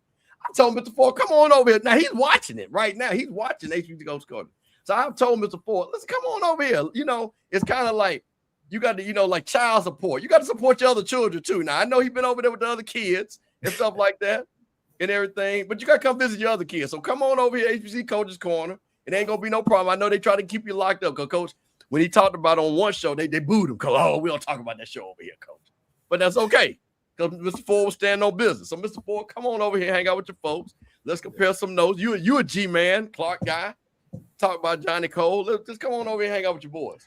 Hey, and you bring up a really good point, Steve. And this is something that Lionel addressed on Productive People a couple weeks ago. It seems like there's a lack of camaraderie among HBCU podcasters for some reason. And I'll say the ones that I've met in person, have been very hospitable, very welcoming, from Dr. Cavill to even Mr. Campbell and I spent some time with Doc Holliday, and he, you know, and it was a very gracious engagement. And so there is no beef, there is no camaraderie, there is no competition in this space. Everybody has their lane. Let me say my bad. It's said. Not Lionel. It was said. My bad. And so I just want to say, man, the more we work together, the bigger we can make these platforms, right? And I'm open to coming on other people's platform. And I'm sure Mr. Campbell has been open to come on other people's platform. I've had other guys on my platform because, again, we begin to share our audiences with one another, and we just grow our own ecosystem.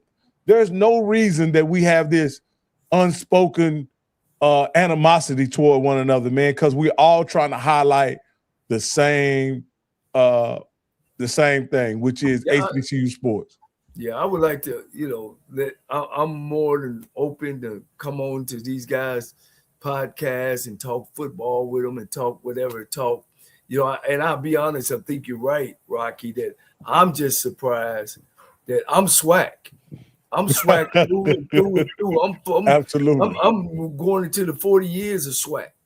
And all them guys know me at conference. I've got me and Willie Totten hung out, Jerry Rice hung out. We all, you know, one thing about SWAC players, man, you know, we got that thing to share. And when we see each other as football players or former football players, I mean, man, we dab it up. We have a good time together. So, you know, I'm surprised that there's some shows that I haven't been invited on. Wait, Coach, hold on. First of all, see, there's a difference. And I'm going to say this, and I don't care who don't like it. Those people that you name are SWAC. The funniest thing to me, when Scotty came in this space, he's toxic. He's the one, the problem. Scotty been gone for over half of a year. I still see the toxicity. So guess what that says? One Scotty says something about you and who you are. That brings the toxicity. See, they tried to blame it on him. And I try to tell people, you try to use him as a cover behind your bad acting is.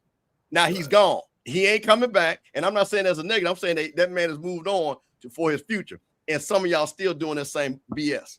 So, Coach, don't compare yourself and those greats, because all those men respected each other and were competitors, but they were always SWAC. Some of these other people, they are who they are. So I just got to say that if you don't like it, you can call me. You know my number. Yeah. And you know, guys, too. When I heard, I like my man Scotty. I thought anytime, guys, anytime that we can get some time on podcast, time on TV. I used to tell the commissioner, I said, let me tell you something. I'll play any day, anytime, and anybody if I can get on TV to sell my program. And that's what we need. We need more of this about HBCU and black. And for people won't always hear the negative. You know what I mean? Of course, we all know the negative sales. You know what I mean? But there's some greatness, there's some goodness. And like I said, I'm more than welcome to come on to anybody's show and talk football. But the thing about me, I'm gonna talk facts. That's it. That's it. Yeah. So so like Coach say, hey man, listen, if you got something to say, come on over here. HBCU Coaches Corner, sipping on Sunday. Because hey man, as they call me, I'm Mr. SWAC Unity Coach. You know what I'm saying? I'm down with everybody. People, let's Coach, hold on. Let me just bring it back. They got mad at me because I had a Grambling shirt on today, Coach. See, you see what I'm saying? Got mad on our show that I'm respecting Mickey Joseph and Grambling and got mad. See, that's what I'm saying. It ain't the people. It's you, my boy. But that's our job, though, Coach. Our job, and when we got together and started this, was to make sure we represent the conference and who we following. You know what I'm saying? Shoot, I got love for all them brothers, man. You know what I mean? Even though I am a TSU guy. Hey, Lionel, let me tell you something. See, here's the thing. Grambling sent me this because of how much money I made them. So, see, if maybe I make some money for y'all, maybe y'all send me something. Bro, you my nephew. You didn't even send me one of them T-shirts. So, see, you could at least send me a T-shirt. So you send me a T-shirt, then I'll wear that. Come on, man. Like I say, come on. That's it. Yeah, That's it. Yeah. Well, man, it sounds good, man. Hey, we got a couple people. Y'all want to take a few calls? We got them up. All right, hold on. Let me get it cranked up. Because man, I just think this is better if we share our talents with one another, man. The more you give, the more you grow. And so I think it's imperative if we want to create a ecosystem where we all are able to maximize our talents and abilities, man, we got to be willing to work alongside one another. Well, Rock, you think about this on Sipping On. I've had Wayne, I've had Kelvin Rozier, I've had Blue, I've had Perry, I've had Mike Reed on. You see what I'm saying? I've had KJ on. Shout out to KJ, my niece. Had KJ on. Absolutely. So, so I've had everybody on. And like I say, and Doc has come on and talk. So I love what I'm saying, man. I'm too old to be in that foolishness. So listen, Sipping On Sunday, if you want to come on, I don't care who you are. Come on over to Sipping On Sundays and have a good time. Come on over to HBCU Coaches Corner and bring something to the table, man. Like I say, we all in the same game because you know what it is. People gonna get their 237 jokes off and things like that. Nobody care about that, man. Make your jokes, have your fun. But in the win, I'm supporting all HBCUs. And shout out to Coach Cole getting all these great coaches on every night. I got Tony from Nashville calling in. Tony from Nashville, you're live on HBCU Coaches Corner. Hey, how you doing, gentlemen? Yeah, I'm the one who paid attention to the chat. I was because I'm in the dark about it. I noticed that he hadn't been back, and I don't know what happened. So, if you guys are legally able to expound on that, could you speak on that? Who are you talking about, Tony? And Scotty. Oh yeah, hey man, something happened to him. Something real bad happened to him, and he got hired by Alabama A&M as the director of external communications. I think that's his title. Yeah, something did happen bad. He was a bad man on his show, and somebody said, "I need this guy. Yeah. I need this guy on my team." And, so he's fully employed with Alabama A&M. So it was. Go ahead. It was something positive. Oh yeah. I was Tony, I'm not going to regurgitate anything, but I thought it might have had something to do with a certain SWAC school. Tony, they tried to take him out. Tony, they listen. They tried to take him out. He got one of them sniper shots. But luckily, shout out to AD Bryant that saw something in Scotty and gave him a job. And he went in. He's doing. He went into witness protection and over at Alabama A&M. So no, man, he and his family moved there and he bought a home. Man, Scotty's doing amazing, bro. Man, yeah. And again, that's awesome. Yeah. And I say this, sometimes you felt like choking him and hugging him at the same time. You know what I mean? But he was giving the business. He was standing on 10 toes. Absolutely. And he's doing. And when the Lord said, "Go forth and multiply," he's taking care of that too. So yeah. Shout out to my man Scotty and Key, because they're doing a great job with those kids, man. And I follow him on all social media platforms, and he's doing a tremendous job. That's awesome, man. For sure. That's a blessing. Well, thanks for clarifying that. I just was curious because I didn't know. Because normally about 4 or 5 months before the season started, he's coming out, and there's been so many things that have happened here recently. I know he would have been hot on the mic, talking about a lot of things. But you guys are doing a good job. And hopefully one of the days I'll run into you guys. I'm hoping to start my own podcast. So maybe I, get with you guys and get some tips. Oh, let me know. Hey, and again, somebody need to take over word on the street. That ain't our lane. That's really not our lane. But those SWAC people really enjoy word on the street. Yeah. So if anybody's out there is a gap in the marketplace right now. There's nobody doing word on the street. And listen, and as soon as you do it, you will not be able to go to any SWAC function. Don't let Rocky set you up for failure. Do not let that man. We are paying for those sins right now. Do not let that man set you up for failure.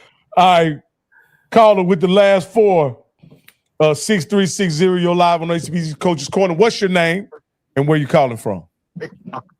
I'm the professor. I'm in the 803. What's up now? You say professor? That's my moniker, the professor. All right, the professor. Go ahead, professor. Listen, I enjoy the show, you guys. You do a great job. But I must say, it's inherently obvious that you guys are so SWAC biased. Now, I know you guys from the SWAC, and I understand that, Mr. Campbell, you kind of crossed the line a little bit because you know you got MEAC blood in you, but you guys are so biased towards your opinions of the SWAC and the MEAC. No one has said anything at all about the MEAC sweeping the SWAC last year in all head-to-head competition. You put up the graph just now, and the top 2 teams were from the MEAC.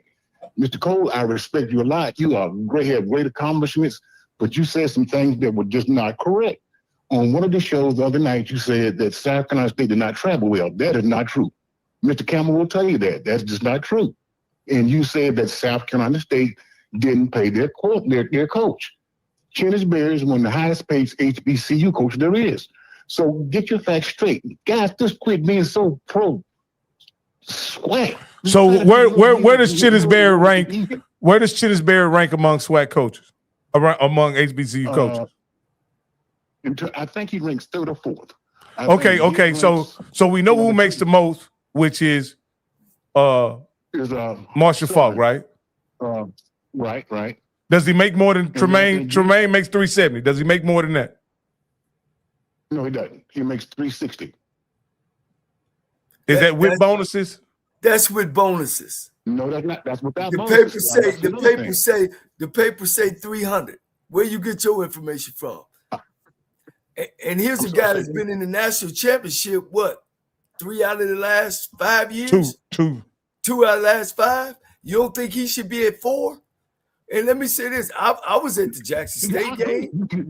I was at the prayer. Did you come to the Celebration Bowl? I was at. That's what shocked me when you made the statement you made. When I came to the first Celebration Bowl when South Carolina State and Jackson State played, it was standing room only. You remember? It was sold out. Because guess who was there? Because of Deion Sanders. Jackson State had way more fans than South Carolina State. Way more. No. South Carolina State was sold out. That's how it was sold out. You couldn't get tickets. But if you couldn't get tickets, it was sold out. Come on. They played in the Georgia Dome. They played in the Georgia Dome. What you mean they can't get tickets? You broke up. Say one more time. I'm sorry. I said, what you mean they can't get tickets? They played in the Georgia Dome. who seats about 79,000 or more. I was there at the game. When they have to celebrate, listen, right, when they have the celebration bowl, they don't sell the bottom bowl. They don't sell the top bowl. In all celebration bowls, only the bottom 2 bowls are sold. Jackson State was 3/4 of the game. Was we there? Yeah. I disagree. I totally disagree. Pull the film, take a look at it. Well, let me say this. You guys are just so Hey, biased. Professor. Wait a minute. So wait. Let's take one thing. Hold on, Professor. Hold on. Professor, we'll let you talk. Yeah. Go Hold ahead, on one second. Professor. I just put in the chat what is publicly recorded what Chennisberry makes. So that's one.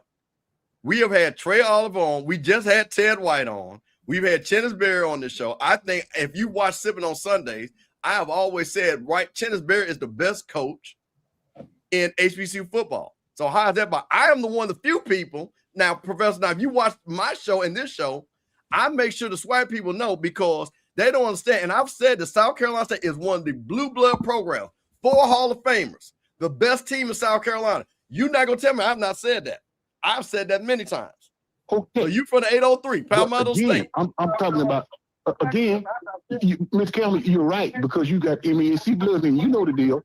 But my point is, you're so SWAC biased. Again, last year, the MAC swept the SWAC, and you guys didn't even talk about that. You're so SWAC biased. It's a great show. I appreciate it. You know, it's very entertaining. But let's try to get in the middle of the road a little bit. That's all. Okay. Let me say this. Yeah. So let me say something to Professor. I'm gonna go ahead and drop Professor right quick, cause I want to say this. Our fans overwhelmingly are SWAC fans, and we got to give our SWAC fans what they want. Who we have on the show and what we talk about is dictated by our fans and our fans' interests. Okay, well, give them the truth then. If you're going to give them something, give them the truth. And they afraid to play anybody. They want to play no teams at the MEAC. Trey Oliver, as you say, has said that more than one occasion, SWAC does not want to play MEAC for whatever reason. So if you're going to tell them something, tell them the truth. No, fam, y'all lost to Cozy. So Cozy had South Carolina, hosted South Carolina State in FAMU, and FAMU beat y'all the last time I remember. Am I correct, or did I make that up? No, they sure did. They absolutely. But I'm talking on a consistent basis. So Alabama State pulled out of the game this year. Now you talking about they're going to be number 1 in the SWAC. They put out of the game this year. They were on South Carolina State's printed schedule. Hey, that's not a SWAC thing. That's an Alabama State thing. Can I say this too? No, it's a SWAC they thing. only got 6 games. You see? Professor, listen, they got 6 games. They got 6 teams in the MEAC, right? How many games do they schedule SWAC teams? Not saying they are scared of them, but how many times they got 6 games that they can schedule. How many of those MEAC schools schedule SWAC teams? Well, That's my question. The SWAC will answer the phone. All those non-conference games that SWAC play, they can be playing a MEAC team. Now, Campbell, you said you're a big fan of Trey Oliver. Trey Oliver was on the other day. What did he say? He can't get SWAC to answer the phone. Well, you know, Trey Oliver's I got. Wait a minute. Hold up. They're playing TSU in about Texas Southern in about 25 days. What are you talking about? Hey, that's one game. How long have they been trying to get it done? Now, Professor. Now, Trey Oliver said one team. I want to say Trey Oliver named Grambling, and he said they weren't answering the phone. No. He said before, many programs before, he told other SWAC schools, and they wouldn't answer. They wouldn't call him back. They wouldn't pick up the phone. Here's the problem with that. In the SWAC, he's got a lot of credibility. In the SWAC, we got 12. We got 12 teams on each side. We don't have room to place a lot of MEAC teams because we got to get our money game in. Mr. Cole, and then we got 2 or 3 games. Listen to what you're saying. All those, listen, a non-conference game, they could schedule a MEAC team, non-conference game. They'd rather play somebody else from the SWAC and then play somebody out of conference. So That's why they can can't do can anything. I be honest? Spend all that money to travel out please. just to play a MEAC team when I could play a team in Texas, Louisiana, or Alabama. So It's about let me money. ask you this. Prairie View is playing two FCS opponents this year out of conference. They're playing Tarleton State away. They're playing Stephen F. Austin at home. I'm going to ask you, which MEAC school would travel as well as Stephen F. Austin to Prairie View? The Prairie View? Yes. Yes. Not a whole lot of Prairie View. I agree. But the other school, hold on. No. Hold on. Let me get to it. Let me. I listen to you for a second. No. I need you to answer. I want you to answer a basic question. I want you to answer a basic question. I'm gonna ask you a question. I'm gonna ask you a question. Let me. There are other schools a lot closer in Alabama and Mississippi that still do the same thing. Now you're gonna tell me, hold on. Now you listen to what you're saying. You're gonna tell me a South Carolina State going to Mississippi to play Jackson State or Jackson State coming to Orangeburg won't be sold out on either venue? Are you telling me that? This is what hold on. This is what this really about. This is who he wants. No. See, he done showed his card. Really what he wants is that home and home with Jackson State. He don't care about nobody else. And I like that. Because let me tell you something about South Carolina State people. And this has gone back. Caller, we're going to get to you in a second. I got to say this. South Carolina State feels disrespect. Now, Coach, you can understand what I'm about to say. They beat Deion the first time. They came back and they lost. But then Chinnis won. But they feel they do not get the same credit for being a blue blood as a Jackson State, as a FAMU, as a Grambling. They done lost two games in a row to Jackson State. But one was in the mirror. So let's be honest. Isn't this what this is really about? You may have peeped it. You may have peeped it. No, go ahead, Professor. This is what this is about. No, I'm going to tell you this. Let him answer. No, let him answer. Go ahead. Jackson State. Hold on. Jackson State had an NFL quarterback and a Heisman Trophy winner on the team. They had a Heisman Trophy winner on the team and an NFL quarterback. So you going to tell me that didn't make a difference? Who won the Heisman? No, he talking about, but y'all, with Central. Travis Hunter wasn't there. Travis Hunter was in high school. Travis wasn't there on that year when y'all beat Shador his freshman year. Let me clear the air. Let me clear the air for a minute. Listen to me. You can't call on our show and say that we MEAC.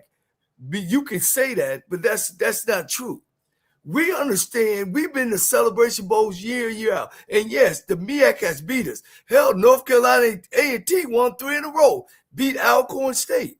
We tell the truth. We will always say that Trey Oliver was one of the best black coaches in football. Chinnis Berry is one of the best coach, I'm sorry, not black coach in football. We've never down the MEAC. Do we talk about the SWAC? Yes, we do, because our fans are from the SWAC. So don't call our show and say that we're SWAC heavy. We're heavy on great coaches, and those coaches that have been asked, Chinnis Berry, Trey Oliver been on this show. All the MEAC coaches, we have reached out and asked them to come on this show.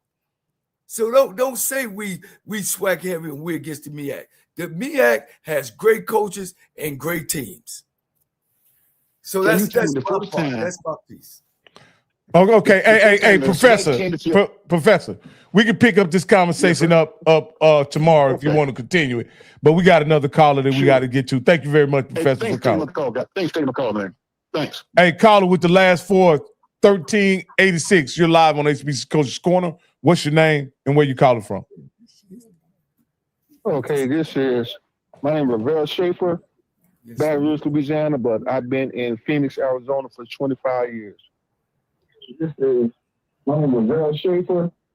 Oh, yeah. You're gonna have to turn. I'm gonna mute you till you turn your background down, man. You gotta turn your background down, bro. I'm gonna go to Wake. Here. Wake, you're live on HBCU Coaches Corner. Where you calling from? Calling from Ohio. Love the show. Love the show. Oh, thank you, man. I got your name listed as Wake. Do I have it right? Yeah, it's me and Scotty. Scotty knows me by Wake. Oh, okay. Go ahead now. Now the one thing that that professor, whenever somebody calls in and says you all are not doing something or whatever, you just tell that person, well, if we're not doing it, you have the opportunity to do it yourself. If we missing something, pick it up. That's how you handle that. Now, with Coach Cole, I had a question with Coach Cole, and I know that Grambling coach was on there earlier, and he opened up the season with Division II schools, two Division II schools. Coach Cole, do you think when larger schools like Grambling and Jackson play Division II schools, do you think that hurts the reputation of the larger schools? I don't. Can you hear me? Yeah. Your picture, your camera just froze. Couple. I think it's a coach's choice between him and the athletic director of what they're trying to do. Some teams pick teams like, where we gonna be, what we have, what kind of team we have. Should we open up, and play somebody strong, or should we open up and play a team that we can beat and get ready? I think it's a program decision between the AD and the head coach. But the thing about HBCUs, it don't matter if they Division II or Division 1AA. It's just the pageantry about around any black college game. And in my 40 plus years of being around black college, no matter whether it's one or two. Because believe me, I've beat one and I've lost to some Division II black schools as well. Oh, great. Now, before I go, Mr. Campbell, I see you really fully SWAC, because I never imagined a Rattler wearing Grambling attire. I've never seen that. well, I'm gonna say this again, Great show, and maybe you didn't hear it, but this is a lot of pride. When I have an online hair company. Yeah. When I first started, I met a young lady from Grambling, and she said, my daughter's in them. She's on the dance team. And I said, you know what? I will sponsor them. I went down there and I talked to a lot of schools, and Grambling was the only school that said, you know what? You're going to help our students. We're going to help you.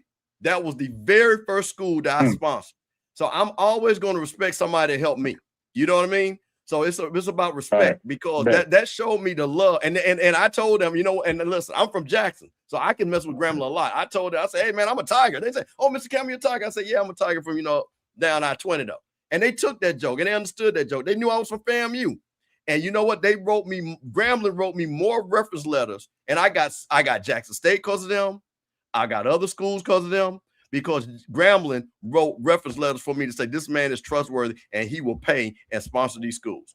So I'm always going. So that's where that comes from. So I think it's not, if you're just a regular casual fan, I can understand it. But for me, as somebody who has a business and understand that people respect you enough to represent and write a letter of recommendation, I'm always going to. And same thing. I love Jackson State. I love FAMU. So I'm always going to love those three schools, no matter what. That's just what it is. Yeah. I respect that. Yeah.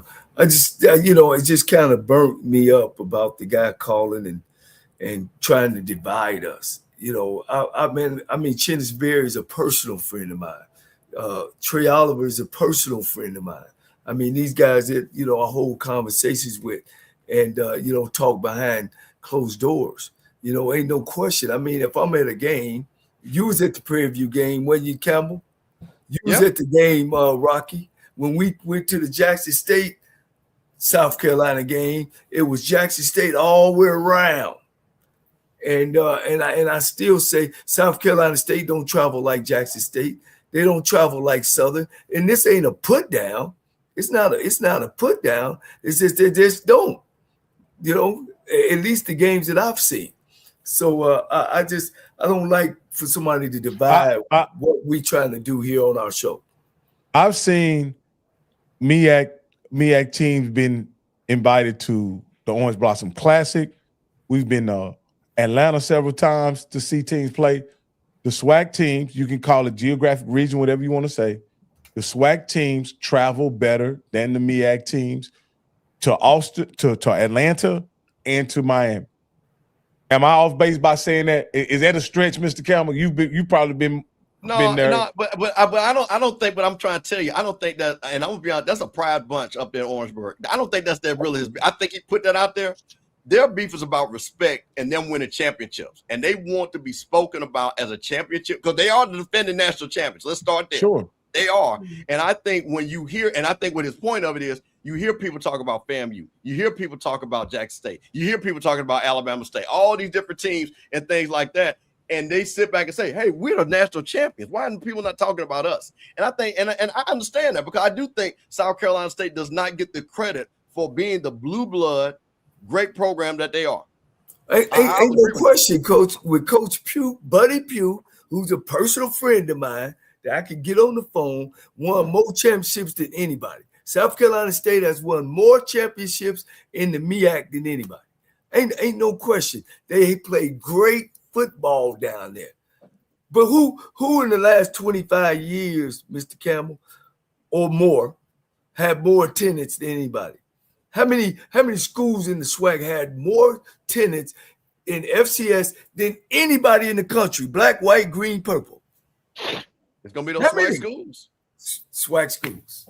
SWAC schools. SWAC schools. Jackson State been number one. Southern been right in there. Alabama State been right up in there. We could go pull it up. Hey, get your stat man, Campbell, and pull it up for us. No, I just want to pull somebody else. But they beat that butt, though. Who are those two guys right there? That's the man, Buddy Pugh. Yeah. I just wanted to bring that picture up. Who's These that guys. other guy? Who's that other guy? Man, that boy dead sharp there, boy. Dead sharp, wasn't he? Yeah. Hey, here's the difference between them two gentlemen. That's a national championship blazer he got on. That red. When you win the celebration bowl, they put you in that red coat. You know, they put you in that red coat. I had a white coat on. I never reached there. But no, I know Mr. Bishop or the guy, the professor that called, and we'll do more. We could do more. You know what I mean? It ain't like we haven't reached out to the MEAC coaches because, hey, we've been there. That's my guy right there. Who's that? That's the championship guy, right? That's the mailman, ain't it? Come on. 1-0. That's the mailman. ABC classroom season championships. Hey, let's get Schaefer in here and then we'll wrap it up, guys. Schaefer, you're live on HBCU Coaches Corner. Where you calling from, Schaefer? All right, can you guys hear me? Yeah, you just fine, brother. All right, perfect. Yeah, I'm calling from Phoenix, Arizona, but I'm SWAC through and through. Two things. So looking at your chat GBT stats on the last 25 years. 20 years. It was 20 years. 20. It was 20 years. 20 years, my bad. So when the SWAC is up, they're up. But when the SWAC teams are down, they're down. Because I put that same info in, not including that 1-9 season for Southern. They're number 8, number 9. Oh, okay. Okay. So I just thought that was funny to me. And then the second part, in regards to the MEAC guy, it is not economically feasible for Hampton to go to Texas Southern. It's not economically feasible for Norfolk State, like let's say Grambling or Southern, to travel all the way up to Norfolk. Stuff like that. That'll take a big chunk of their budget. Yeah. So doing home and homes with them, they will lose money. Just plain and simple. Maybe he's not understanding that or not. I don't know. Let me ask Coach and Mr. Campbell this as we talk about it. Can you guys say with confidence that there's a just a sheer larger number of HBCU football fans in the South, in the Southeast? Well, see, one of the things with Florida, and I tell my man, I'm in Chandler, my man. I referee all over the valley. But one of the things, all right, Coach. Yeah, one of the things is that some of those teams in the MEAC were Division II teams. You know what I mean? They were coming out of the SIAC as well as Alabama and Alabama A&M. And the reason why all of them started changing was one for money and travel. That's why Alabama State, Alabama A&M came into the SWAC just in the 80s. You know what I mean? So that kind of separated things. Why you think Florida A&M and Bethune-Cookman came into the SWAC? It's because of finance. They could get to other schools better than they can go all the way up the coast. So it became a financial thing. But those MEAC teams have great coaches. They don't hire and fire coaches more than the SWAC. It's a lot of great things about the MEAC that the SWAC do that the MEAC do better. Is it we all know there's probably more, I don't know. I'm making an assumption here that there are more football fans in the South and the Southeast than there are football fans on the Eastern Seaboard. Is that just the popularity of football is more prevalent in the South, Mr. Campbell? Is that why there's so much passion behind it? If you look at it and you go South Carolina, the state of South Carolina on down, that's football. Once you hit North Carolina, that's basketball country. North Carolina's a basketball state. Virginia, basketball. Now you're talking about Maryland, basketball. Yeah. So you start rolling up in those basketball states and where it's very strong. Now, do they play football? Absolutely. You got pockets in all those places where there's great football being played. But South Carolina is a football state. So if you look at it, it's not shocking. When you start looking at the SEC team and the SWAC team, that's his partner. They're football schools. We talked about this just last night about the attendance in basketball here in the SWAC. That is not as strong as it could be, right? Because the biggest football team attendance is great. The biggest basketball is the CIAA basketball tournament, sold out 2-3 days in a row. But it's all Division II teams. It's the CIAA basketball tournament. It's sold out. But when you look at and like I said, the MEAC, they got 6 teams in there. They got a lot of open games. I don't know why they don't schedule more black teams. I mean, SWAC teams. I could just imagine it's the financial part of it. Well, it is. It's because okay, it goes back to the point, and we talked about this and nauseam and things like this, and I keep explaining to people this. We talk to ADs. The first and foremost, what an AD unfortunately has to do is to raise money. So do they want to see matchups and things like that? That's what I said about Prairie View. It is very easy for Prairie View to schedule those FCS schools. They're right in the state. That's easy money. That's not traveling.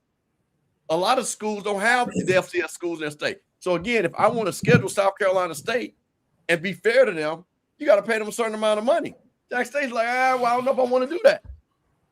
And especially, can South Carolina State afford? So that's another thing too. That's when you say a favor. If Jack State goes all the way to South Carolina State, they're gonna want them to bring the boom. They gotta pay all that money. Jack State loses money on that. It's the same thing. Listen, we schedule South Carolina State. They'll bring the marching because that's a traditional rivalry. That's why they'll bring that, and they will put that in the budget for that. But South Carolina State bringing the marching 101 everywhere that far.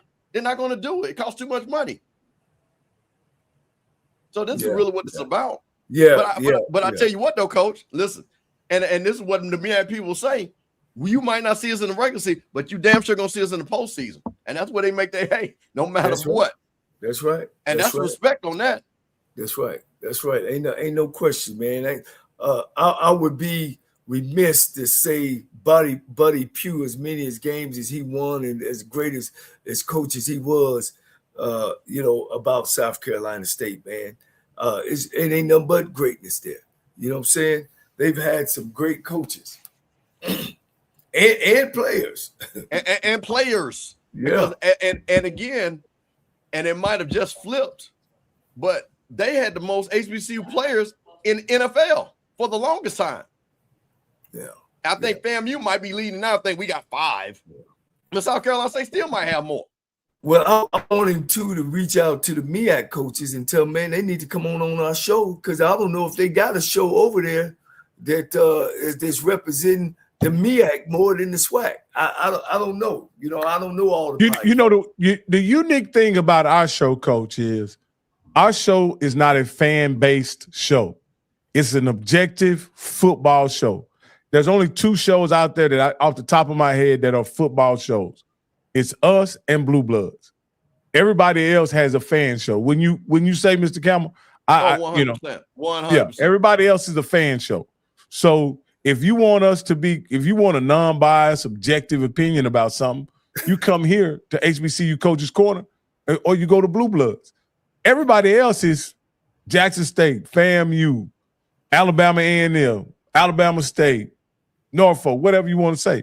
And so that's why we welcome all fans here, and to be objective. We don't want to give fans preferential treatment, but we want to give you our honest opinion about things as well. So again, and the reason why we spend so much time talking about the SWAC, because that's what our fans want to talk about. Yeah. I have reached out to my guy at Delaware State. My homeboy is a coach on the staff. I've talked with Chinnis Berry. He told me, we're going to get together. I've talked with Trey Oliver. I'll be speaking with him he'll come on the show in about 2 weeks when they get to Houston, Texas. And we need to reach out to Morgan. Of course, we got Hampton coach come on, but I know they're in another conference. And of course, we had Howard just the other day. So, we trying to make sure that we bring all the coaches in your living room, whether they SWAC or MEAC. I don't want to say that we're so biased for SWAC, but I think you said it gracefully, Rocky, that our fan base, our biggest fan base, is SWAC, because we get calls from all over America, right or wrong. Yeah. And they talk about SWAC football.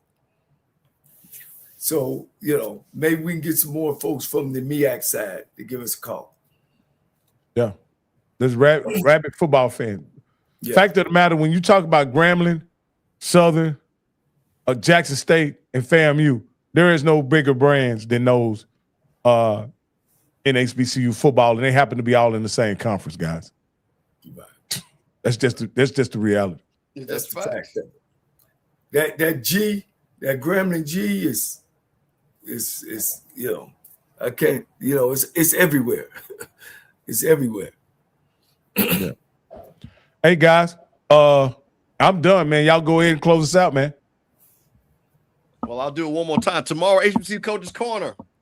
Van Malone, coach of the Hampton Pirates, will be on the show. Coach Cole pulled off once again, man. We getting all the coaches, no matter what conference they're in, coming on the HBCU Coaches Corner. We're going to ask him all the real questions of how excited he is and see what the Hampton's going to do, because they've been picked, unfortunately, last in the CIAA. So, Coach, I just want to remind everybody that. Please hit the like button. Please subscribe. And I'm going to turn it over to Coach Cole. Yeah, ain't no question, man. Unfortunately, I won't be here tomorrow.